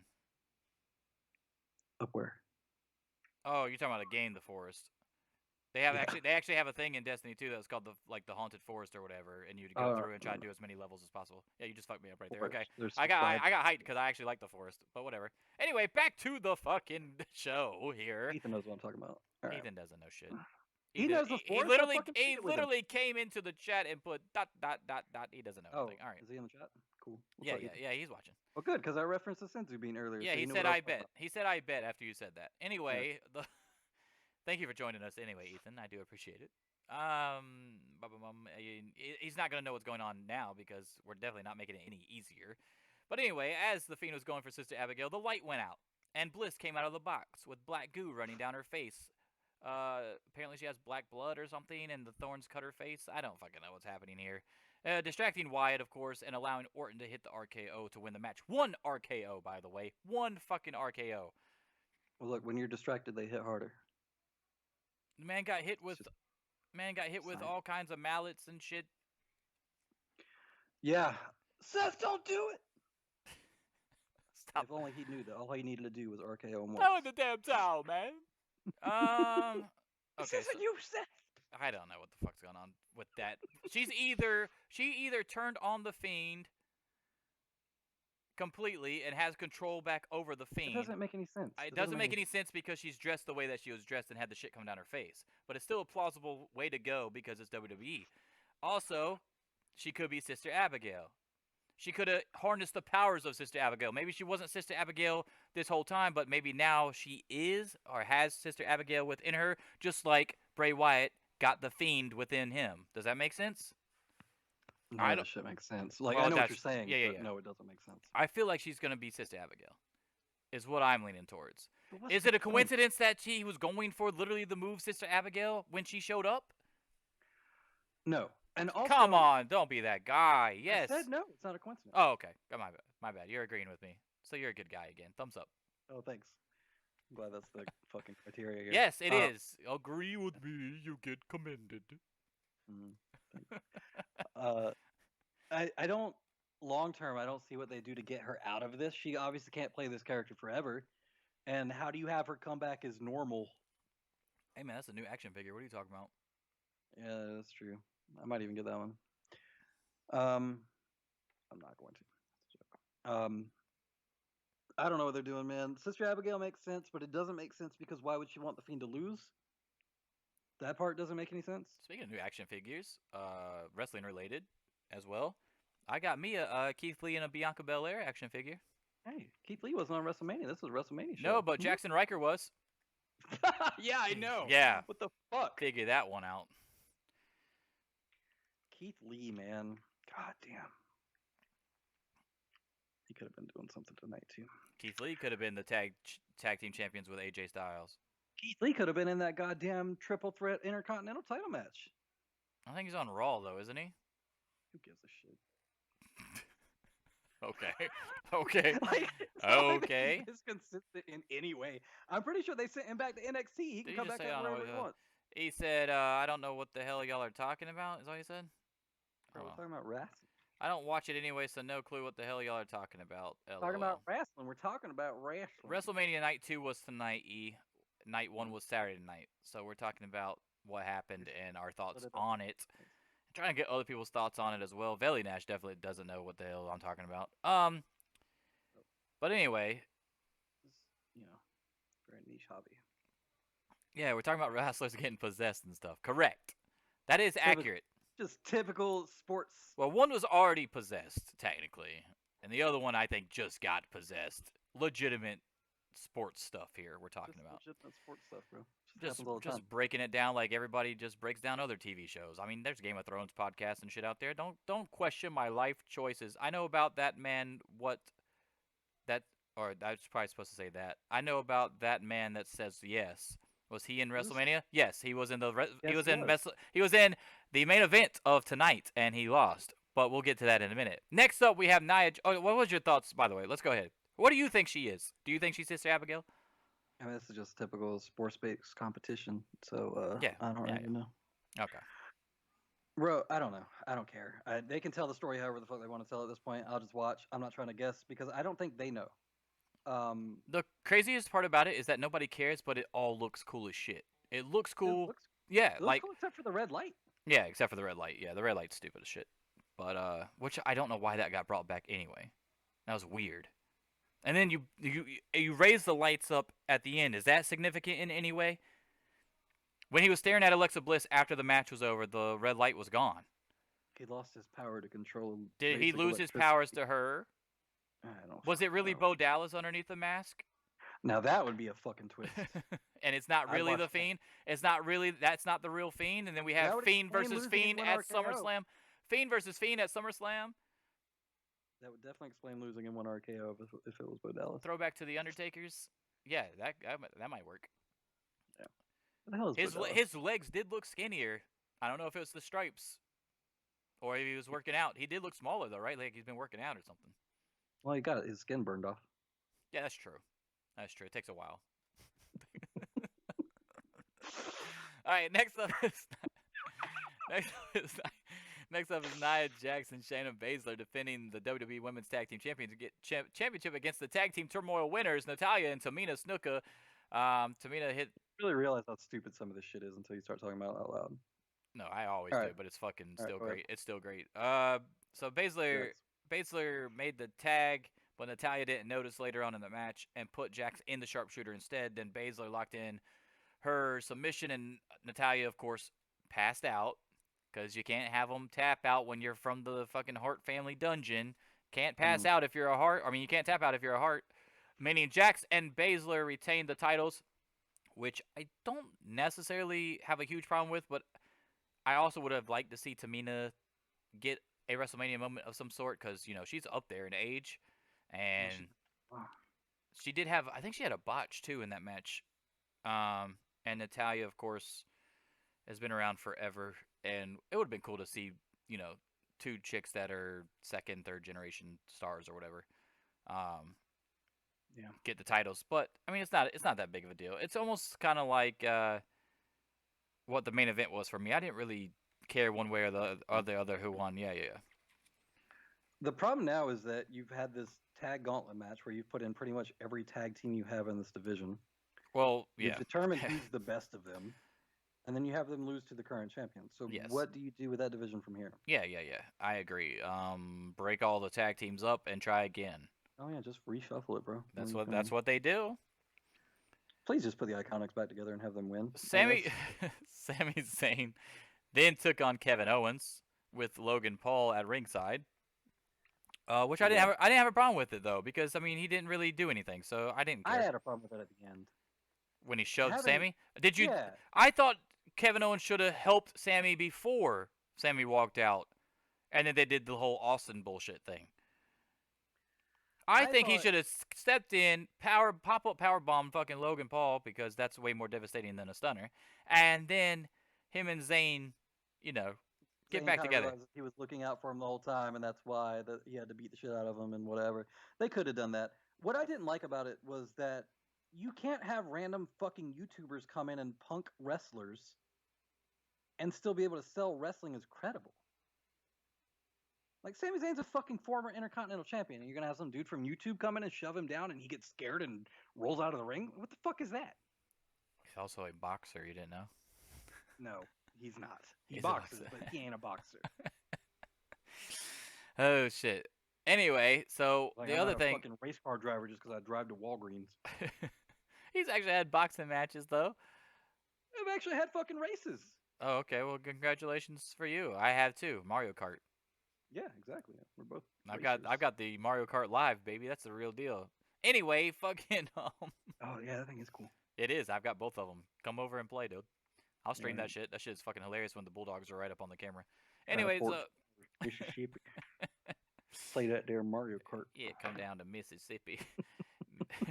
Mississippi Grand Prix down here, and we'll have a race. I'll set it up. Yeah, brother. Anyway, yeah, I don't know what they do with the tag teams either. And then the Sami Zayn Kevin Owens thing, I also agree. Which would have been really cool though with the Sami Zayn thing is Sami Zayn get pissed, walk out like he did. Kevin Owens gives him the pop-up powerbomb, and Kevin Owens calls Sami Zayn, hey, come back, and like sets him up in the corner and tells him to give him the fucking haluva kick. That would have been fucking badass. Yeah, anyway, I don't know what they do with either one of them at this point. Yeah, I don't know what the fuck they're doing with Kevin Owens. It's not like he can go right back into another feud with fucking Roman Reigns. I don't want to see that shit. It just happened at Royal Rumble, dude. They've both got the problem right now of having enough credibility to wrestle each other and other mid-card dudes, but Kevin Owens has lost so many chances at the top world title stuff by now that, That doesn't mean it's going to stop WWE from doing it, though, because they gave Seth Rollins and fucking Roman Reigns 3 trillion chances against Lesnar. That's different. That was actually entertaining. I wouldn't say it was entertaining. I didn't like the Roman Reigns Lesnar matches when he had to fight him 7 fucking times in a row. They weren't not entertaining. They weren't the best, but they were definitely better than the KO Reigns stuff. Yeah, but we could argue that that's because of Lesnar not being in there, not because of fucking Roman not being in there. Right, but the thing is, you come out of both of these different feuds, right? And if somebody told you, like, okay, we're gonna start up another one of these feuds, it's either gonna be Lesnar Reigns or KO Reigns. Which one are you trying to see? I'm trying to see Lesnar Reigns. Right. Yeah, but you're making better last time. But that's because it hasn't been done for way longer than Owens Reigns. It ain't been that long. It has been. Fucking Lesnar hasn't been there for a fucking over a year. He hasn't done any pandemic shit at all. I said a year and a half. Um, Yeah, that's way longer than Royal Rumble of this year, which was January 31st. Owens, they can't really put him in like the U.S. title spot because he's done that too many times. If they put him against Apollo right now, right after Apollo just won, he's just gonna lose. They gotta they gotta start letting him do the stunner. Like it's not cool. It's not interesting. Like it's kind of lame. Like everybody just looks at it like a Knock. cheap rip off of Yeah, the it's Austin not. shit. I Like don't even nobody think. likes I it. don't view it as a fucking tribute at all. I view it as a ripoff as well. I don't like it either. It sucks. And And I go ahead. like Owens. Don't get me wrong, but the Yeah. stunner shit's got to go. Just keep the pop up powerbomb. It's fine. There's not a person on that roster who can't jump up for you doing the pop up powerbomb. Yep. And I don't understand the need to ban his package pile driver either. Like he teases it all the time. I want him to hit that shit so bad. If anybody can take it, it would be a dude that's taken it a million times through ladders, tables, all kinds of shit at Ring of Honor and PWG. It's fucking Sami Zayn. So let him hit that shit at WrestleMania, dude, to his friend that can actually take the move and that they trust each other. Well, that would have been the perfect time to pull the package pile driver out. 20 years of doing it, just not enough practice on the big stage. Yeah, I guess. Yeah, I just don't trust you, brother. Stupid. Um, Undertaker can do it even though his fucking knees aren't working like anymore. That's fine. Just let him keep doing pile drivers. It's all good. No. Undertaker, he's 50 something. Yeah, let him jump over the top rope to the outside. That makes sense. Yeah. By the way, Big E, stop fucking doing that goddamn suicide dive, Yeah. you crazy God damn it, bastard. Big E. It doesn't look good enough for you to risk your goddamn everything. Jesus Christ, dude. All it's gonna take is that heel to get caught on that top rope one time. He's done. He's gonna be done. I fucking hate when he does it because he doesn't need to do it. No. In the fourth match of night 2, we had Riddle defending the United States Championship against Sheamus, and in the end, the Brogue Kick fucked his mouth up while he was trying to do like a Asai moonsault, I guess is what he was Yeah. going for, and the U.S. title went over to Sheamus for the third time in his career. Congratulations to Sheamus. Congratulations to Sheamus, indeed. I don't have a problem with Riddle like Ryan does over here, but I do like that. I do like that Sheamus got the title back because this is a guy that didn't even know if he was going to wrestle again not that long ago. We talk about the Daniel Bryans and the Edges and the Christian and all this stuff, but even Roman to an extent with the leukemia thing. But fucking Sheamus was out for a long ass time, didn't know if he was going to wrestle again. Yeah, he had a spinal stenosis, didn't he? Yeah. Same thing that Paige has. Yes. Yes. Um, But yeah, so good yeah. for Sheamus for sure. I wish he would when they built him back up for SmackDown though, they made it seem like he was going to be a really big deal, and he was taking off the heads of Gable and all these other guys, and he hasn't done really anything since he came back. You went from like the clearly like besides New Day and maybe the Usos, you were part of the best tag team at that time with Cesaro, the Bar. Won a ton of titles with them, and then you got the injury. You went out, and you were out forever. You even started like a YouTube series of doing different workouts with different superstars and stuff. And then when you finally come back with all these vignettes and everything, and they push you, and you didn't win anything until literally just now. That's crazy to me. Well, they obviously McIntyre had to go over in their thing, so that makes sense. But yeah, I mean, I'm glad they have him doing something serious now. Like you said. I mean, I didn't know the Bobby Lashley thing was going to happen. I would have been okay with them holding off on that for Sheamus versus McIntyre at WrestleMania. If they were going to have like that Raw match that they had in front of a live crowd where they beat the shit out of each other and had all those marks on their back, I think that would have been all right. Especially for the opening match of night 1. Yeah, I think that would have been awesome. They have good chemistry, but I mean, not that I have a problem with Bobby Lashley or whatever. Nobody saw that coming. That shit came out of nowhere. He was losing U.S. title matches and non-title matches while he was U.S. champ, and then all of a sudden he wins the fucking world title. That was crazy. Yeah, and having the whole storyline with like, oh yeah, like I'll pay the whole locker room to come out and beat up McIntyre, and then nobody can do it until Corbin comes out and like like all that shit leading up to it. It definitely didn't give you the impression that they had enough faith in him to beat him. But I'm glad they did. So the Sheamus stuff, I thought that bro kick was really cool. Like I know it hit him for real, and that sucks. But yeah, I thought I'm sure it did. Looked cool. Yeah, it looked cool as shit. And I don't know how fast the word gets back when they say, "Oh, don't worry, they're okay." So now you can show the replay 50 fucking times. Yeah. Yeah, but they started showing that replay immediately, dude. That was fucking insane. I was like, watch him, watch him, watch him. He gets kicked right in the fucking mouth, dude. Because he What was I did fine all the way up to that, and then as soon as he came down, you almost saw it already fucking getting big. It was crazy.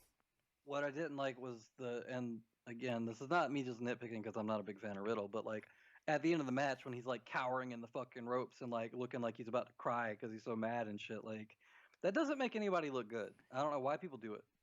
It like even if you're a baby face, like don't do that I shit. don't It know if just he looked like he was crying. You know, he sweats a lot like fucking Luger. I think he looked legit pissed that he lost to Sheamus. Actually, his eyes yeah, could have been welled up because he just got kicked in the fucking face so hard that he was bleeding too.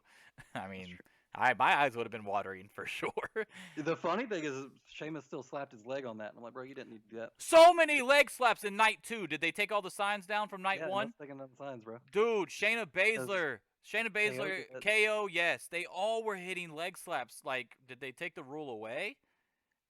Oh, and then in the the KO match, Sami Zayn was doing it too, while KO was doing it to him, so that KO wasn't really doing the leg slap. Technically, Sami Zayn was. There's no rule against slapping your leg if you're getting hit. Well, there's no rule against slapping your chest either. So if I'm getting hit and I slap my chest, and the other Yeah, dude's giving me a kick or whatever, then am I really in trouble? got fucking nailed, boy. Yeah, I got Um, no leg slaps, dude.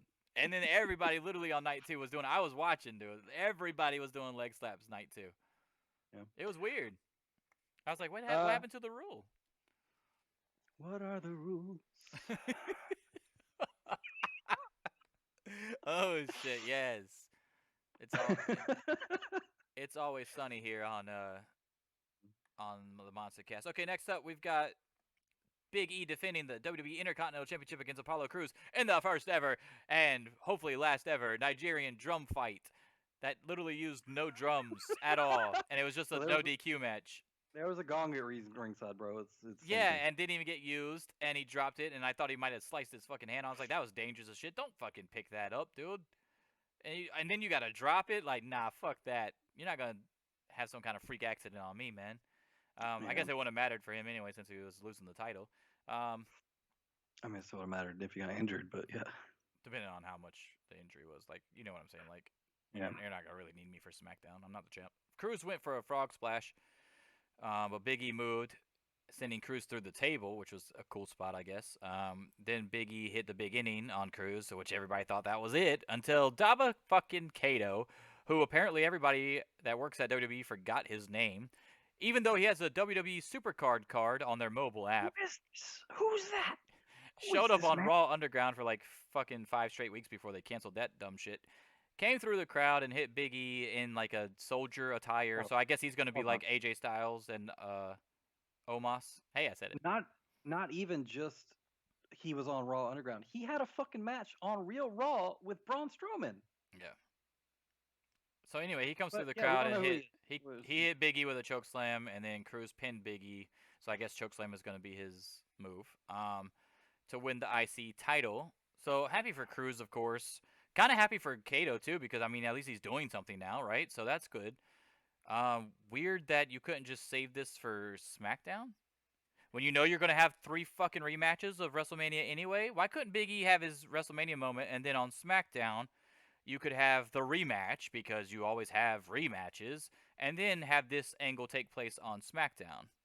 right, because then you introduce the new guy without fucking up the WrestleMania match. And it's And the quote unquote show after WrestleMania, night after WrestleMania, whatever, which is when they usually debut quote unquote new acts. yeah. Hmm. I thought it would make Yeah. more sense on SmackDown. Them acting like they didn't know who the fuck it was stupid. Uh, Who is that? It yeah. looks exactly the same except he doesn't have the He had a white jacket tank on or bro. whatever the fuck he used to wear. Yeah, all he had was like soldier gear on, dude, like Nigerian, and he's from Nigeria as well, or at least has Nigerian descent. I saw it on his Wikipedia when I went to go look him up Oh, because I had to. didn't I know had who he was either. no. I had to go look up to see how he spelled Dabo with 1 B or 2, There's two and B's, it isn't it? yeah it's 2, and for the tweet, Yeah, yeah. Avocado. and then I mean once it popped up or whatever, I was like okay, and then I clicked the link anyway just to see what the hell he's been doing Yeah, I didn't know if he got hurt or something because we don't know why the fuck he wasn't being used after Raw Underground went away, and then he had the match with Braun Strowman anyway. So I was like, what the hell? And he got drafted. He got fucking drafted in the draft, by the way, Who is he? over Aleister Black, by the way, who also not anywhere to be seen. Oh yeah, or Ricochet. I mean, or Buddy Murphy. I mean, Bro, we can go you down the have. list, bro. I know this is WrestleMania, and we already kind of got told not to talk about it. No, we're not But talking about it. Nope, nope, nope. WrestleMania only. you have Will Ospreay Jesus Christ. What is up winning with the you and Will unified Ospreay's junk? IWGP Why World are you always on Title, his dick for? and you have. I don't even fucking like. I don't like Ospreay that much, Shit. and I really don't. You Like, I'm not a really big do. fan of his. You really do. You I love. really don't. I'm talking about wrestling wise. You are a mark for Well, Will not Ospreay. great in the ring. Okay, well you're a mark for Will Ospreay. I didn't say you like him as friends or anything or anybody outside the ring. Everybody hates him outside the ring. Hammer tight, bro. Um, so you imagine being Ricochet and like your big match before you come into like NXT and all that stuff was your match with Will Ospreay, and then on Twitter, Seth Rollins talking shit to Ospreay, talking about, oh no, don't worry, bud, we already got a better version of you, and tags fucking Ricochet in it. Oh yeah, 3 years. No, no, that's You funny. got That's relevant. Ospreay winning the fucking World IWGP and Intercontinental Unified titles, and you're not even on fucking WrestleMania, bro. Well, it wasn't Ricochet that said it. It was Rollins that said it. I know, but like, you It- get it's like the idea of having all this smoke blown up your ass about like how great they think you are and all this shit, yeah. and then you see what Osprey's doing and what you're doing and where you both were in the same place not really that long ago. Rollins That's is kind of a fucking frustrating, dude. Rollins is a company. Oh, for Ricochet, fucking definitely is frustrating.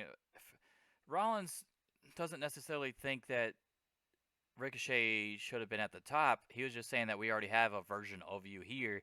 It wasn't even like that helped Ricochet in any kind of way with his own promotion. Yeah. Like you acted like you were trying to be a company man, but you didn't really help out Ricochet right there. And Ricochet and Will Ospreay are actually like good friends and have had insane matches together. If I'm Ricochet, I'm like, hey man, come on. Let me say that shit. He's good as fuck. Like he's probably better than you. Let's be real. Oh yeah, So definitely. so yeah, here you go. Okay, so anyway, so fucking but yeah, if I'm Ricochet, I'm saying that I'm probably saying that to him like Look, Will Ospreay can't spell the word salmon, okay? Like, he's a fucking idiot, but he's a good wrestler. oh shit. Anyway, Like, Ospreay, Flip Gordon, low key TJP for me, bro. wait, Like, wait, wait. You got Flip Gordon ahead of Osprey as far as being smarter than Osprey? as far as being dumber, like Oh, as okay. much No, no. Okay, I dumber. got you. I got you. Okay, Okay, yeah. okay. I was That's why about to say that. TJP was at the top, bro. Oh, Come okay. I didn't hear the rest of the list. I just heard the first two. I'm like, no, there ain't no fucking way. Flip Gordon is. Where's Disco Inferno in there too? Somewhere in there. Hey, at least Flip Disco Inferno. I watched the Jericho thing with Austin. Did you watch it? Mm-hmm. Mm-hmm. Disco Inferno got credit for the original list with the 1004 holds. I mean, that's a point in his favor right there. And it felt like Jericho really didn't want to say that out loud too. By the way, they didn't want to give Disco Inferno any kind of credit, even though they seem to think alike on Twitter with Yeah. certain stuff that I'm not going to go into on this show. But it Mm. doesn't help either one of their cases actually. But yeah, Disco Inferno is definitely top 10 easily. I think if he had social media back in the day, he'd be number one easily. Oh yeah, put Jackson Riker somewhere in there too. Yeah, we got Jackson Riker. Don't forget, we still got to throw Cornette in there. Hey, Cornette, at least politically, isn't a fucking idiot. Oh He yeah, just has yeah, I really get bad that. opinions on Yeah, wrestling. yeah, I get that. Yeah, for sure. Okay, so yeah, we can separate the two lists, I guess. But anyway, back to this. We got two more matches to go. Asuka defending the title, the Raw Women's Championship against Rhea Ripley. I did not care at all who won this match. I Yeah, thought me neither. either way, it was going to be fine. I actually had made a joke that Charlotte should come out with one of the drums that was not used because none of them were used in the Nigerian drum fight because I know they were back there, spare drums. Come out there, hit both of them, and fuck them both over again at WrestleMania like she did the last 2 years. Mm. Or whatever years that they fought. When she okay, beat but Asuka's undefeated streak and then last year beat Ripley at WrestleMania. here's a counter argument to your Bailey shit though. Like, Charlotte didn't wrestle on this either. Yeah, but Charlotte hasn't even done anything the last year. She's been out a lot. She been out a little bit. She had that Yeah. whole thing with The breast Lacey. thing, yeah, she had the breast thing. She had a lot of other stuff going on, and she actually had gotten injured for a little bit too. So yeah, she's had a few things going on this last year. So She yeah, it's did the not the Lacey. same. Bailey had the fucking title fucking forever and was number one PWI women and wasn't on WrestleMania. So yeah, I think she got a vacation. it's way different, huh? She earned a vacation. She's number one. Anyway, so yeah, so what you think of the match though? Obviously, it wasn't nearly as good as Sasha Bianca, but thoughts? It was alright. I didn't care who won in the sense that I'd be fine watching either of them win, but I do think that Ripley was the right choice.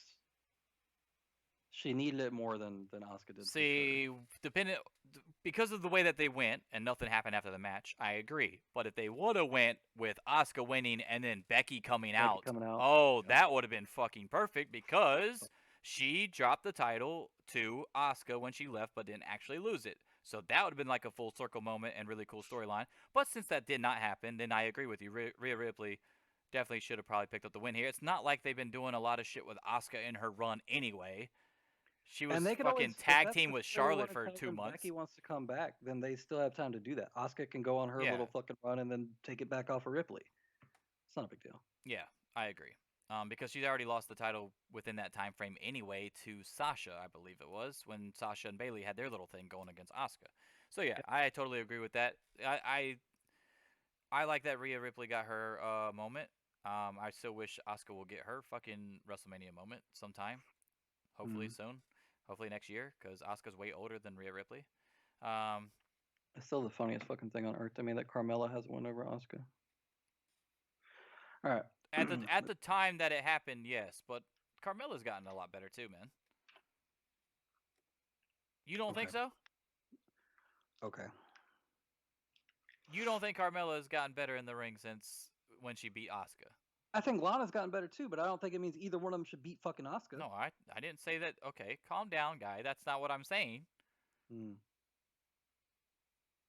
Would you be as mad right now if like Lana beat Asuka tomorrow night on Raw? I'd be as mad. Yeah, as when Carmella beat Asuka. Like, I'm not mad either way. I think it's stupid. I think it's bad booking. I ain't over here fucking punching pillows about it. But I mean, I would think I think it was dumber to have Sonya Deville lose to Carmella for Carmella to get to Asuka. How about that? yeah, that's true. All right. Um, So, but yeah. Anyway, so Asuka, she locked in the Asuka lock, but Ripley escaped, and then Ripley hit the Riptide on Asuka to win the title, which I was kind of surprised about because it was a one and done type thing, which you don't really see in WWE at WrestleMania too much, where except the RKO to the Fiend, which made no sense. The one time I didn't want to see one finish, right, was the RKO to the Fiend. Like, made no sense the way that you built up the Fiend. And then like every other match, you've got five fucking false finishes and five different finishing moves that they kicked out of. But this was a nice surprise to see Ripley hit the Riptide and just win the title. Um, yeah. Asuka's had the fucking title forever, by the way. Her last two defenses, if you combine them, because when she lost it, she didn't lose it for long Oh, to yeah. Sasha. Becky's been gone so long. She's already had her kid. So yeah. I mean, she's had that shit for a minute. Yeah, because she lost it. She dropped it to Asuka right after the Money in the Banks matches. Remember, Asuka won, and then she opened up the briefcase and the title was inside. Yeah. And then Becky left.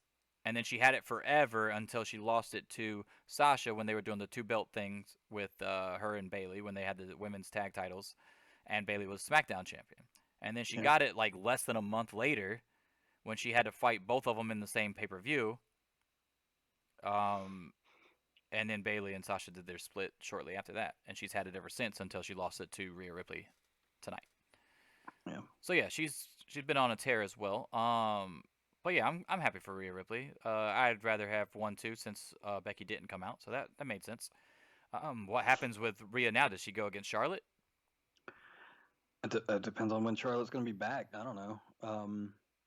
Because they They said that kind of let she got COVID or whatever is what they said, or and that's they what wrote her off Andrade after said. the whole Lacey thing anyway. So who knows? She might Um, be kind of mad at the company right now too over the Andrade shit. So she might not be like available. I don't know how that or looks. she might be saying that she's not available when she really is, but she just don't feel like coming back yet, and they can't do Yeah. nothing about it. What the fuck are they gonna do? They're not going to exactly. They can't do anything about it. That's what I just said. They're not going to do shit about it. I mean, I think that was a big part of too why he requested his release. They denied it, and then like a week later, they're like, "Oh, never mind, you can have it." Because I'm pretty sure you don't want to. like risk any kind of friction with one of your best four women easily. So Oh, that's a different conversation. I mean, I like Charlotte. Don't get me wrong; she's good. Best four with now you got Bianca, Rhea. Who are you putting her over? If she's the best I mean, four, who am I putting over her? no, because I'm putting way more people over her than you are. Is what I'm saying. I don't think she's best four. Well, arguably best four. I Okay, think yeah, she's okay. So close. like, yeah. So if somebody put her in the top four, You can make I a wouldn't. case, Yeah, but yeah. I'm I not got necessarily gonna be okay. like, That I agree with. Okay, so like somebody comes with a top four, and Charlotte's in it, and I come in with the top four, and Charlotte's not in it. I'm not going to bash your list because Charlotte's on it. Is that what you're saying? it's like if somebody said Rollins is arguably like top five. Like, eh, I could probably think of five people I would put over him, but sure, like In just whatever. WWE or overall? Because overall, definitely, I can Oh put no, no, people just over. WWE. Yeah. This is going to be an unopinion. But I say Brock Lesnar defeats Roman at some point in 2021, and we get another Brock versus Roman series with Paul Heyman in the mix as well. See, that's what me and Ryan thought was going to happen tonight at the end of That the would pay have been per a view. cool ending. Yes, Yeah. but I think they didn't do that. Dark Sage 91117, because You don't they have to say don't. the man's number. I always do. It's funny. I do That's it your all the time. government I name. literally do it all the time. No, I wouldn't mind seeing it. I would not No, mind no. seeing it at all. I'd be I fine was with it. really hoping that would be the ending tonight. Yeah, literally. When they were hanging out way after the three-way match, and they were spending so much time like on the camera angle with Reigns in the ring before the fireworks and shit popped off. Yeah. I was waiting for Lesnar's music to hit because that's a built-in story. Yeah. You have him come out pissed at Heyman for kind of like going and working with the guy who he had spent so much time working against and who ended up beating him. You've got that inner conflict already built, and then you have the idea of Reigns having to face somebody who had several times in the past beaten him, and him being like a legitimate contender. And it's interesting in the sense that Lesnar's the definitive face in that scenario, which he hasn't been in a long time. Yeah, I don't think he's been the face since he technically wasn't the face, But since but when he beat debuted, Cena, yeah, when he beat Cena, oh, when it's SummerSlam, the fucking yeah, million suplex match. yeah, Yeah. Suplex City, yeah. See, that's when, no, it was I don't know when they actually fought. I think it was SummerSlam, but when he debuted the night after that WrestleMania or whatever and beat the shit out of Cena. Oh, I punched him in the mouth for real. Yeah, but the match with Cena was fucking crazy when he like went over the top ropes, jumping off the stairs like a dumbass because he was just fucking. I guess he was so hyped. I don't know what the fuck was going on, but anyway, No, yeah, he really hasn't been a kind face of the since then. face, and he was kind of the face when Rollins was doing the authority angle, and Triple H has Rollins in the ring. He's like, "Oh, you got one more test." He's like, "Oh, I'm ready. I'm ready." Fucking Lesnar's music hits. Rollins looks at him like he just fucking shot his dog. Yeah. But yeah, I wouldn't mind seeing that, but that probably wouldn't happen now until SummerSlam because I can't think of another event where they would have fans, dude. Mm. Where are they going to have fans at Yeah, besides WrestleMania? Because I think Florida's the only place that's allowing it right now, right? So they could do another Florida venue, I guess. Oh, Siren V is raiding with a party of 19. I appreciate it. What's up? Insane. Insane. Yes. We're just going over tonight's WrestleMania 37. I don't know if anybody out there is wrestling fans on your stream or whatever. But we're going over night 1 and night 2. It is been very interesting to say the least of what happened. I can't believe I called out of work for this shit, but whatever. Night 1 I would have called out for, but I was already off. And night 2 I probably should have went in, but I had to do the stream anyway, so it worked out. But for Dark Sage 9117, I'm going to. Stop saying that man's whole name. I have to say the whole name. It's so funny. It's so funny though. Oh, I do appreciate you lurking as well. I have to say the whole Twitch government name. It's if you're going to put the numbers up there, then there's a reason, and I feel like I have to say them. So you're welcome. Zella Rose 22. Thank you. Thank you for following. Call 0F the Siren. All right, come on. What I do is I call look the it siren. up, I'm I sorry. pick The out- numbers I are an see important the- part of his yeah, identity. See, yes, there might be another Dark Sage in here, and we don't know. Dark Sage 9 or 1 through 9. 116, 9116 might be in here. I don't need your back talk right now. So anyway, fucking. No, you're true. That I mean, to Can speak I to- answer Dark Sage, man? I was Please. just about to answer him. Listen, What I'm saying is, I'm like, saying I don't think it'll happen until more fans come in because of Brock Lesnar not doing See, call of the siren was taken, so call 0 F the siren. You're welcome. Are you gonna call Call 0. OF? I'll just call it All call. the- Shut your mouth. I'll call him Right. 0. I'll call 0 for short. If I'm playing a video game or something, call 0. Okay. They hate the 0, so even more of a reason to say it. Mm. Call 0 of the siren. I'll just call you the siren. That sounds cool. Anyway, Dark Sage 9117. I don't believe that they will have Lesnar come back until they have either fans on a regular basis or it'll be SummerSlam, right? So SummerSlam, they might do it in a stadium like they did WrestleMania, and if they have the 25,000 or the 35,000 fans or whatever, I can definitely see that match taking place. And we would have, like I said earlier, me and Ryan would have definitely have loved to see that start tonight. And give everybody something to go. Because if you saw WrestleMania, you saw Roman got booed out of the building compared to the other two.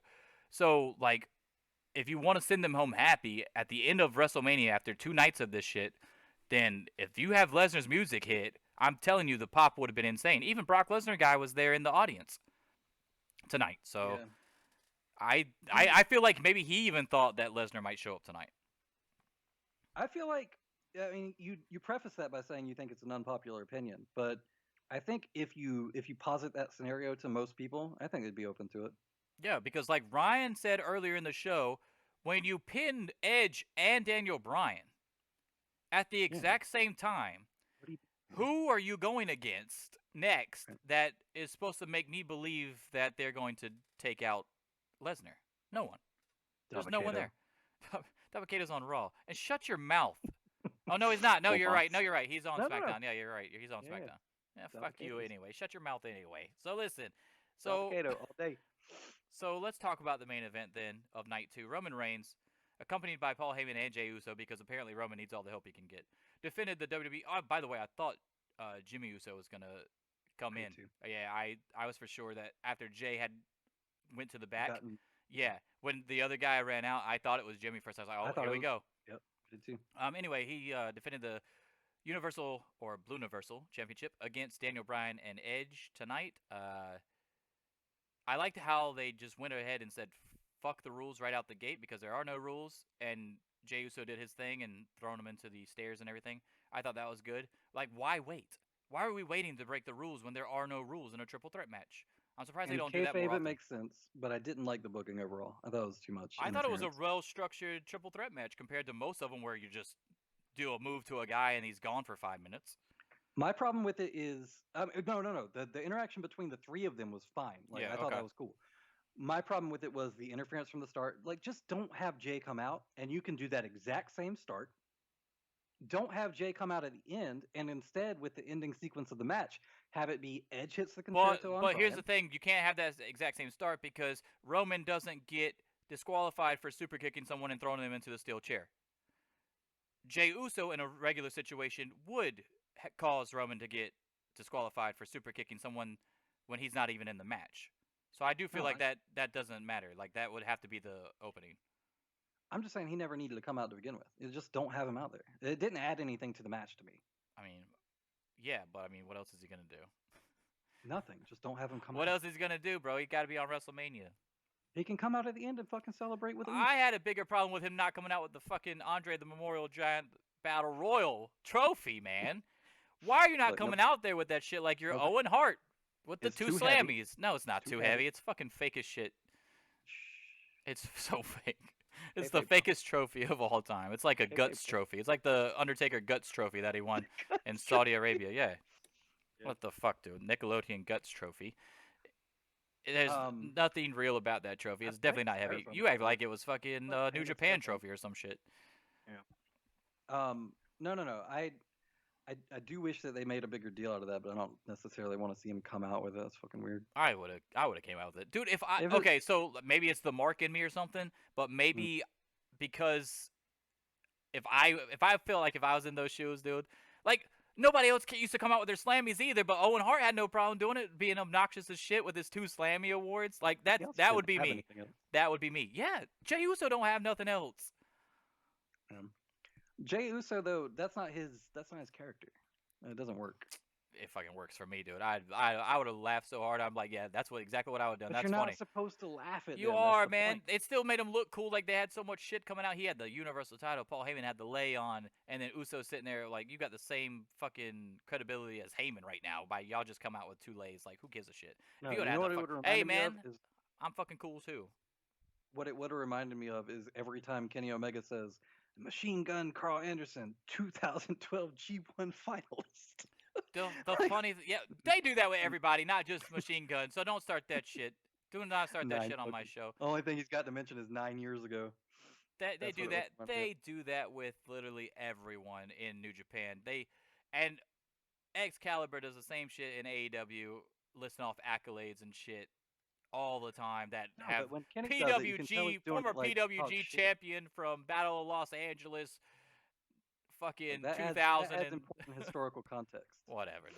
When Anyway, Kenny says that shit, he's trying to like act like he's acting like he's trying to do it to build his ego, but here's the thing, but he's like, really just trying okay, to talk so shit. if Jimmy, if, let's say, or Jay rather, let's say Jay Uso doesn't bring it out, right? Jay Uso doesn't bring it out. At least if you're Michael Cole, mention that he's the goddamn Andre the Giant Memorial Battle Royal trophy winner. Expecting Michael Cole to reference anything except for a box-shaped object. Box shaped, box shaped object. Literally Box-shaped a object. box with a handle on it. Box. It's literally called a jack in the box, and he said it was a box shaped object. Dude, He's not wrong. Ethan, our brother, who literally admitted earlier, knows nothing about what's going on here in this conversation. Could have made a better call than that. Yeah. So no, Michael Cole is not Excalibur. He's never No, going to be Excalibur. definitely not. But that literally just happened on Friday night. It's not something I'm looking for you to remember from 2009. Yeah, I guess. And he Oh, called it because he's on SmackDown. Because what the fuck, dude? Are you kidding me right now? the real question is there. What is the point of having him go over in that? Who? What do you mean who? Who? Jay. Oh, go over. Oh yeah, I don't know. I agree. I thought Nakamura should have What are won. they? What are they building out of that? Nothing because they didn't mention it or use the trophy. So that's my whole point here. By the way, before we get to the end of the show and I rank my 5 matches of WrestleMania 37, which you're definitely going to want to hear. Oh, am I? I don't know. I really don't know. But anyway, I don't care if you want to hear them or not. You will hear them at the end of the show. You know what would have been a cool moment though for night 2 Hmm. is Bianca coming out and doing the Eddie Guerrero Chris Benoit thing with Rhea. Who? Yeah, well, I'll just say Chris. Eddie and Chris when they did the 2 titles after they won the titles, the world I don't titles. know him. With the way Yeah, that Royal Rumble ended in probably one of the best endings to a Royal Rumble match, I would say it's definitely top 3. they could do that. Yeah. Yeah, yeah, I yeah. mean, I the think thing that is, would have been a in cool moment. right, but in kayfabe, are they real tight? Because I mean, they're both from NXT, obviously, I but think they I are don't actually pretty tight. I think she's tight with a in lot of people. kayfabe. Did you see how many fucking people congratulated her? Yeah. Oh no, Yes, in kayfabe. in kayfabe. Well, they're both faces, so I think that's good enough. Hmm. They just got both called up, and it would have signified, just like the Eddie Chris thing did, a new era in Changed women's of the wrestling. guard. Yeah, yeah, exactly. Yeah, for sure. I think it would have been worth it. I see it. Yeah, maybe. Anyway, so back to the main event. So no, I know you don't like. I know you don't like that Jey Uso was out there. I Other did. than that, man, I thought it was fine. Like the pacing of the match was good. Did you like the Like double spear? that was a little dangerous, Yeah, but I thought somebody. I thought like the way Roman went down and sold it, which was good by the way. I thought he like legit fucked his shoulder up. yeah. It was interesting to me that you have the two guys with like severe neck and head injuries, and there was some guy who's just throwing them around like fucking children. That's what I said when they were doing the headbutts to each other. So you got the dude Not with, only you got the dude with concussions and the dude with a fucking neck problem doing headbutts to each other yeah, with almost no control either because they're already doing another yeah, move to somebody and because else. their arms they can't stop each other. Yeah, Yeah, I don't know about that one. that was weird.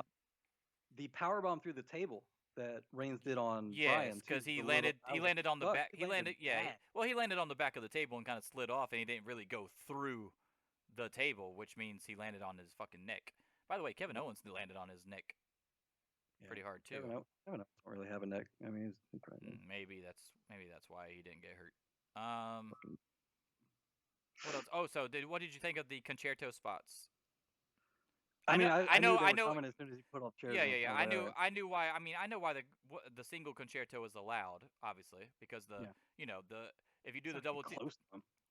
Yeah, yeah, exactly. And the double team one is not allowed because that's legit. You Two can't people doing control it. chair shots, two chair shots to the head. I mean, you could Yeah. control it, but it's still The possible that odds of you hitting that yes, yeah, angle yeah, yeah. correctly without hitting them in the Yeah, head are yeah, pretty yeah. fucking low. Exactly. Shit can go wrong. Yes, I agree. Um, so then he does it, and I thought he was gonna win. But Jey Uso returned and attacked Edge for a second time. Edge hit a spear on Jey, and then Reigns hit Edge with his own spear, and then Reigns hit a concerto on Edge and pinned both Edge and Bryan at the same time to retain the title. But as Ryan said earlier in the show, should the win have gone to Roman, or technically should have the win have gone to Edge, who was technically on top of Bryan I said this first? earlier in the show, but I was not serious. He was serious. I And was I not agree with you, serious. actually. I think Edge should be Don't. champ. Edge should be His champ. shoulders were down too, is because the way that Roman slid him over, like his shoulders were also down. So if anything, it would have been a like kind of the same double out situation that you can't have in a triple threat. Um, so I don't know, man. But yeah, no. Technically, if you want to be real technical about all of it, because he put him on top of Bryan first, that's technically when the count would have started, and that's who the original first count that the ref starts would be for, with the Reigns count being like the second later that it took for him to lay on top of both of them. So technically, Edge pinned Bryan. Technically. It's stupid. I hope they don't run with that in any way. Yes, you do. I don't. You hope they run with it all the way. I don't think that makes anybody look good. So no, I don't. I think it's. You hope they run with it all the way. But I do think it would have been a better thing if he just put him beside him and laid over both of them. Like that. Remove all doubt. All right, so let's end the show with my top 5 here. I don't know. Don't you want to bitch about Bailey for a minute? I mean, I already kind of did. I mean, she should have had a match, and everybody knows it. I'm not gonna get really into it anymore. I'm glad she at least had her little moments. I thought the Bella thing was stupid, but Almost got booed too. yeah, because it was fucking Bailey, and Bailey is amazing. I agree. It should have been somebody else if they wanted cheers out of it. Maybe Hulk Hogan. You don't take the fucking most entertaining host that you had out of the fucking. You had Titus and Hogan host, and Bailey was somehow still magically ended up being the most entertaining host. Yeah. And then you had the Bellas out of all people come out, and sorry Bella Army. I mean, yeah, you can be in the Hall of Fame, but that don't mean shit. That don't mean Bella shit. Army on Twitter. Godfather's in the Hall of Fame. I don't give a fuck, dude. That stupid shit where the Bella's greater than Young Bucks crowd are so full of shit. I can't stand that shit. I cannot stand it. I love it. I love it. It's the best. Now I don't have star ratings yet, of course, for my top 5, but I will go over my top 5 to end this show. And I want to see if you agree or not. Young Bucks were never pioneers in the women's division. Anyway, neither were the Bellas. Okay, so Wow, bro. dude, I'm about to don't make me fucking hang up on you, dude. I'll do the rest of the stream. Look, my Real- tier ranking is literally like Repo Man, Bellas, Young Okay. Bucks. Anyway, so here we go. Number 5, I gave it to Rhea and Asuka. Okay. Number 4, I gave it to Bobby Lashley and Drew McIntyre. See, I didn't mind that much, but I don't know if I. Okay, go ahead. Okay, but you didn't mind the other one either. Which one did you think was better? I thought Ripley and Asuka was better than Lashley and McIntyre. Yeah, I But don't know about also, that. I think part of that is Not a lot of time in the Asuka Rhea Ripley match either. It was a short match. Yeah. All right, number 3 was Roman Edge, Daniel Bryan. Okay. Number 2, Cesaro and Rollins. Yeah. And then number 1 is Bianca and Sasha. Yeah. Okay. Looking back at it with a million matches, it was actually kind of hard to still get a top 5. 7 matches on night 1, 7 matches on night 2, 14 matches, and it still was like pulling teeth to get 5. Well, the top 2 were easy. Well, top 3 were easy. Yeah, 4 and 5. 4 bad tag team matches. 5 bad tag team matches. None of the tag team matches were great. Right, that's what I mean. I don't mean bad like fucking unwatchable. I mean bad like just nothing. No, the rest of the card on both nights was solid. Nothing really terrible stood out. Yeah. mean, New Day's never gonna have a bad match, but the Omos shit was stupid. Well, AJ's never gonna have a bad match either. True. And then the women's tag team turmoil shit. It's just If I especially if I had to give a match a bad rating, that might be it. yeah. Like if you had to go But then you great, feel bad doing good, it because bad. like Riot Squad wasn't bad in that match. It's just the match itself was just not good. Yeah, that's what I'm saying. Bad match. I didn't say I didn't say the people involved were bad. I just said it was a bad match. A lot of miscues and stuff didn't help it either. I think Apollo Crews and Big E could have been better too. It was only 6 minutes and 50 seconds, by the way. So, you can't stop Davocado. I mean, well, that's not even the shortest match of WrestleMania 37. The shortest match, I believe, was Orton and the Fiend. Let me look at these. Yeah, 5 minutes and 50 seconds. Under 6. Yeah, it was a bad match. It wasn't even really a match. That's why. I mean, can we even call it that at this point? I mean, he did win with a wrestling move. There was a pin. Okay. Congratulations on that. Thank you for It was breaking more it down of a for me. fucking match than the Nigerian drum match. Was it? Maybe. I don't Dude, are you kidding me? We had a big ending and a dive to the outside and a DVD on the apron. That was better. Anyway, I'm done. I'm so done. That was my Raise Energy top 5 matches of WrestleMania 37. Let me know what you guys' favorite WrestleMania 37 match was. But yeah, that's going to be the show for this. This was pretty good. I think I actually like this one better than the Royal Rumble one. The Royal Rumble one went on too long because I was too focused on playing the Royal Rumble video game at the same time from Super Nintendo. But but yeah, you can definitely follow us on Twitter at RealMonsterCast, as it says on the screen there. You can also catch our podcast, which is coming back next Sunday, believe it or not. And then, of course, like the big pay-per-views and stuff, we're going to try to do more of these Twitch streams on my channel as well. But you can catch us on Spotify, Apple Podcasts, and Google Podcasts, and Anchor, or basically wherever you get your podcasts. If you just search for MonsterCast, and you'll see that logo up there in the top right corner of us in cartoon form in the wrestling ring. That was done by, huh? I'm much more handsome than my cartoon. Anyway, that was made for me by my good friend Jackie Eason, another big wrestling fan. Yeah, thank you for that. And he does all the alternate ones as well with different clothes and stuff, so that's cool. But what do you give? Let's go ahead and end it with the overall rating. What do you give the overall rating? How do you want to do this overall rating? You want to do it 5-star rating, or do you want to do it A, B, C, D grades? We can do it out of 10. Just do it out of 10. 1 out of 10? Yeah. Okay. What do you give WrestleMania 37 rating? 5 out of 10. 5. 5 out of 10. 5 for Ryan. There was too much bad stuff. You just said there was nothing really bad. What? Make No. up your mind. I mean, like, the Orton stuff was bad. It was literally bad. I didn't say, okay, there was too much bad stuff. That doesn't mean that there were a lot of bad matches, but there was a lot of bad stuff. So you gave it a 5 just because the Orton and Fiend match was bad? No. The Omos shit was bad. The drum match was bad. The drum match wasn't bad. It was just that the fact that they called it a Nigerian drum match was bad. If they would have just had it as a regular fucking street fight or a hardcore match or whatever. How do you have him pick a stipulation? They don't really do much with the stipulation, and then the match ends in 6 minutes because of interference. They literally do that all the time. It's a bad match. I mean, it's a bad match for WrestleMania. If we're putting it in WrestleMania context, then yes, it is a bad match. That is the context. It's WrestleMania. Okay. So, 5 out of 10. The Jey Uso shit was bad. The Tag Team Turmoil match was bad. Having the winners of the Tag Team Turmoil match lose anyway, and now you have a directionless women's tag team division is bad. Like, the highlights of the stuff was really the women's single matches.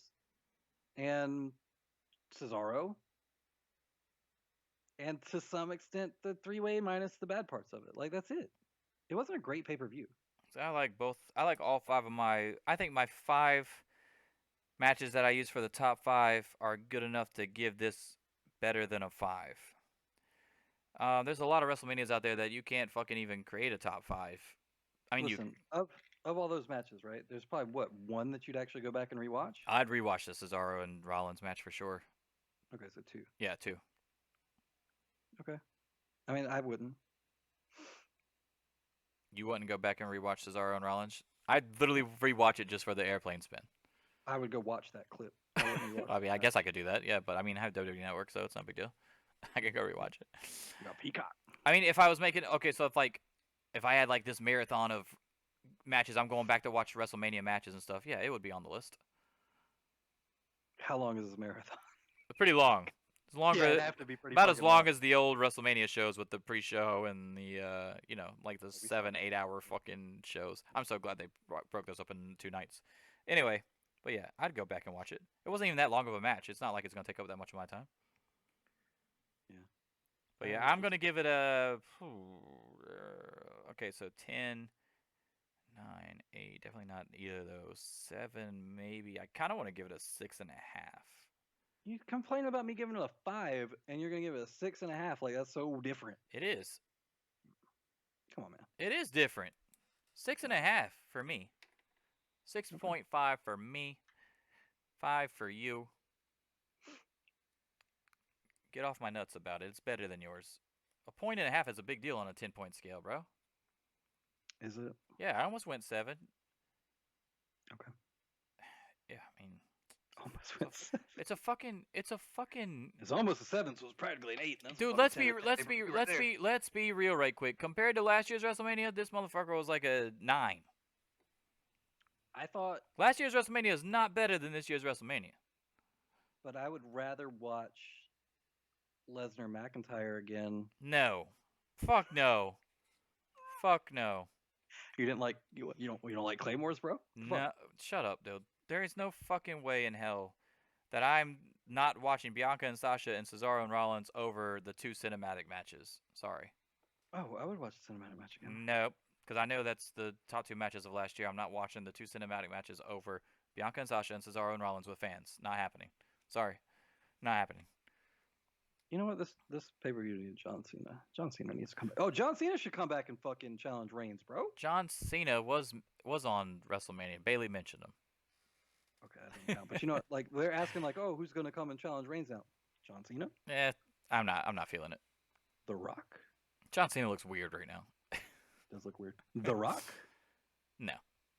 No, that's a built-in storyline too. You come back. Yeah, no, I get that, but none of these guys are coming back until fans are literally at every fucking show. That, No, it's true. I don't know. All right, we're out, dude. We're out. Thank you for everybody that stopped by in the stream. Thank you for Call Zero F the Siren. Thank you for what was it? Dark Sage 9117. See, I got a good memory. I thank you for Veli Nash stopping by. Ewok 89. I think that's his name on here. And then Ethan? Yeah, and then Siren V for the sweet raid, which was awesome. I was not expecting that in the middle of a wrestling podcast stream, and everybody else that stopped by to listen. Load up Paladins real quick, boy. Fuck no. That's probably what she was playing. I don't know. Yeah, I know she plays Paladins. But yeah, anyway, so yeah, that's 2 hours. That's good stopping point. 1 hour for each night. Appreciate everybody coming. Congratulations, RVD, rocking your shirt for making it into the Hall of Fame as well. And maybe we'll see. Congratulations to Repo Man wearing your shirt. Maybe we'll see you guys at SummerSlam. I'm not sure yet, or maybe the next AEW pay-per-view. Hopefully, if they stop fucking carrying them on Sundays, that would be great. Really help me out there, Tony Khan, you son of a bitch. But yeah, we'll be back on Spotify and everything if you want to catch the audio weekly podcast. This coming up Sunday, so at least we don't have to talk about WrestleMania now, so that's good. It's true. We can talk about the Jericho interview. Yeah. Awesome. Cool. And I think this week is the first Tuesday NXT, so the ratings are going to be interesting to see how they shake out for the first week. Oh, yeah, and they won their last week after having to run a whole fucking 2-day takeover to finally win one. Yeah, I figured they were going to win last week, honestly. Yep. Come on, it's Walter versus Ciampa. Come on, who's not going to watch that? Anyway, stop hating on Walter, bro. I was dead fucking serious. All right, that was a serious sentence. I'm done with you, bro. I'm done with you. Later. Later.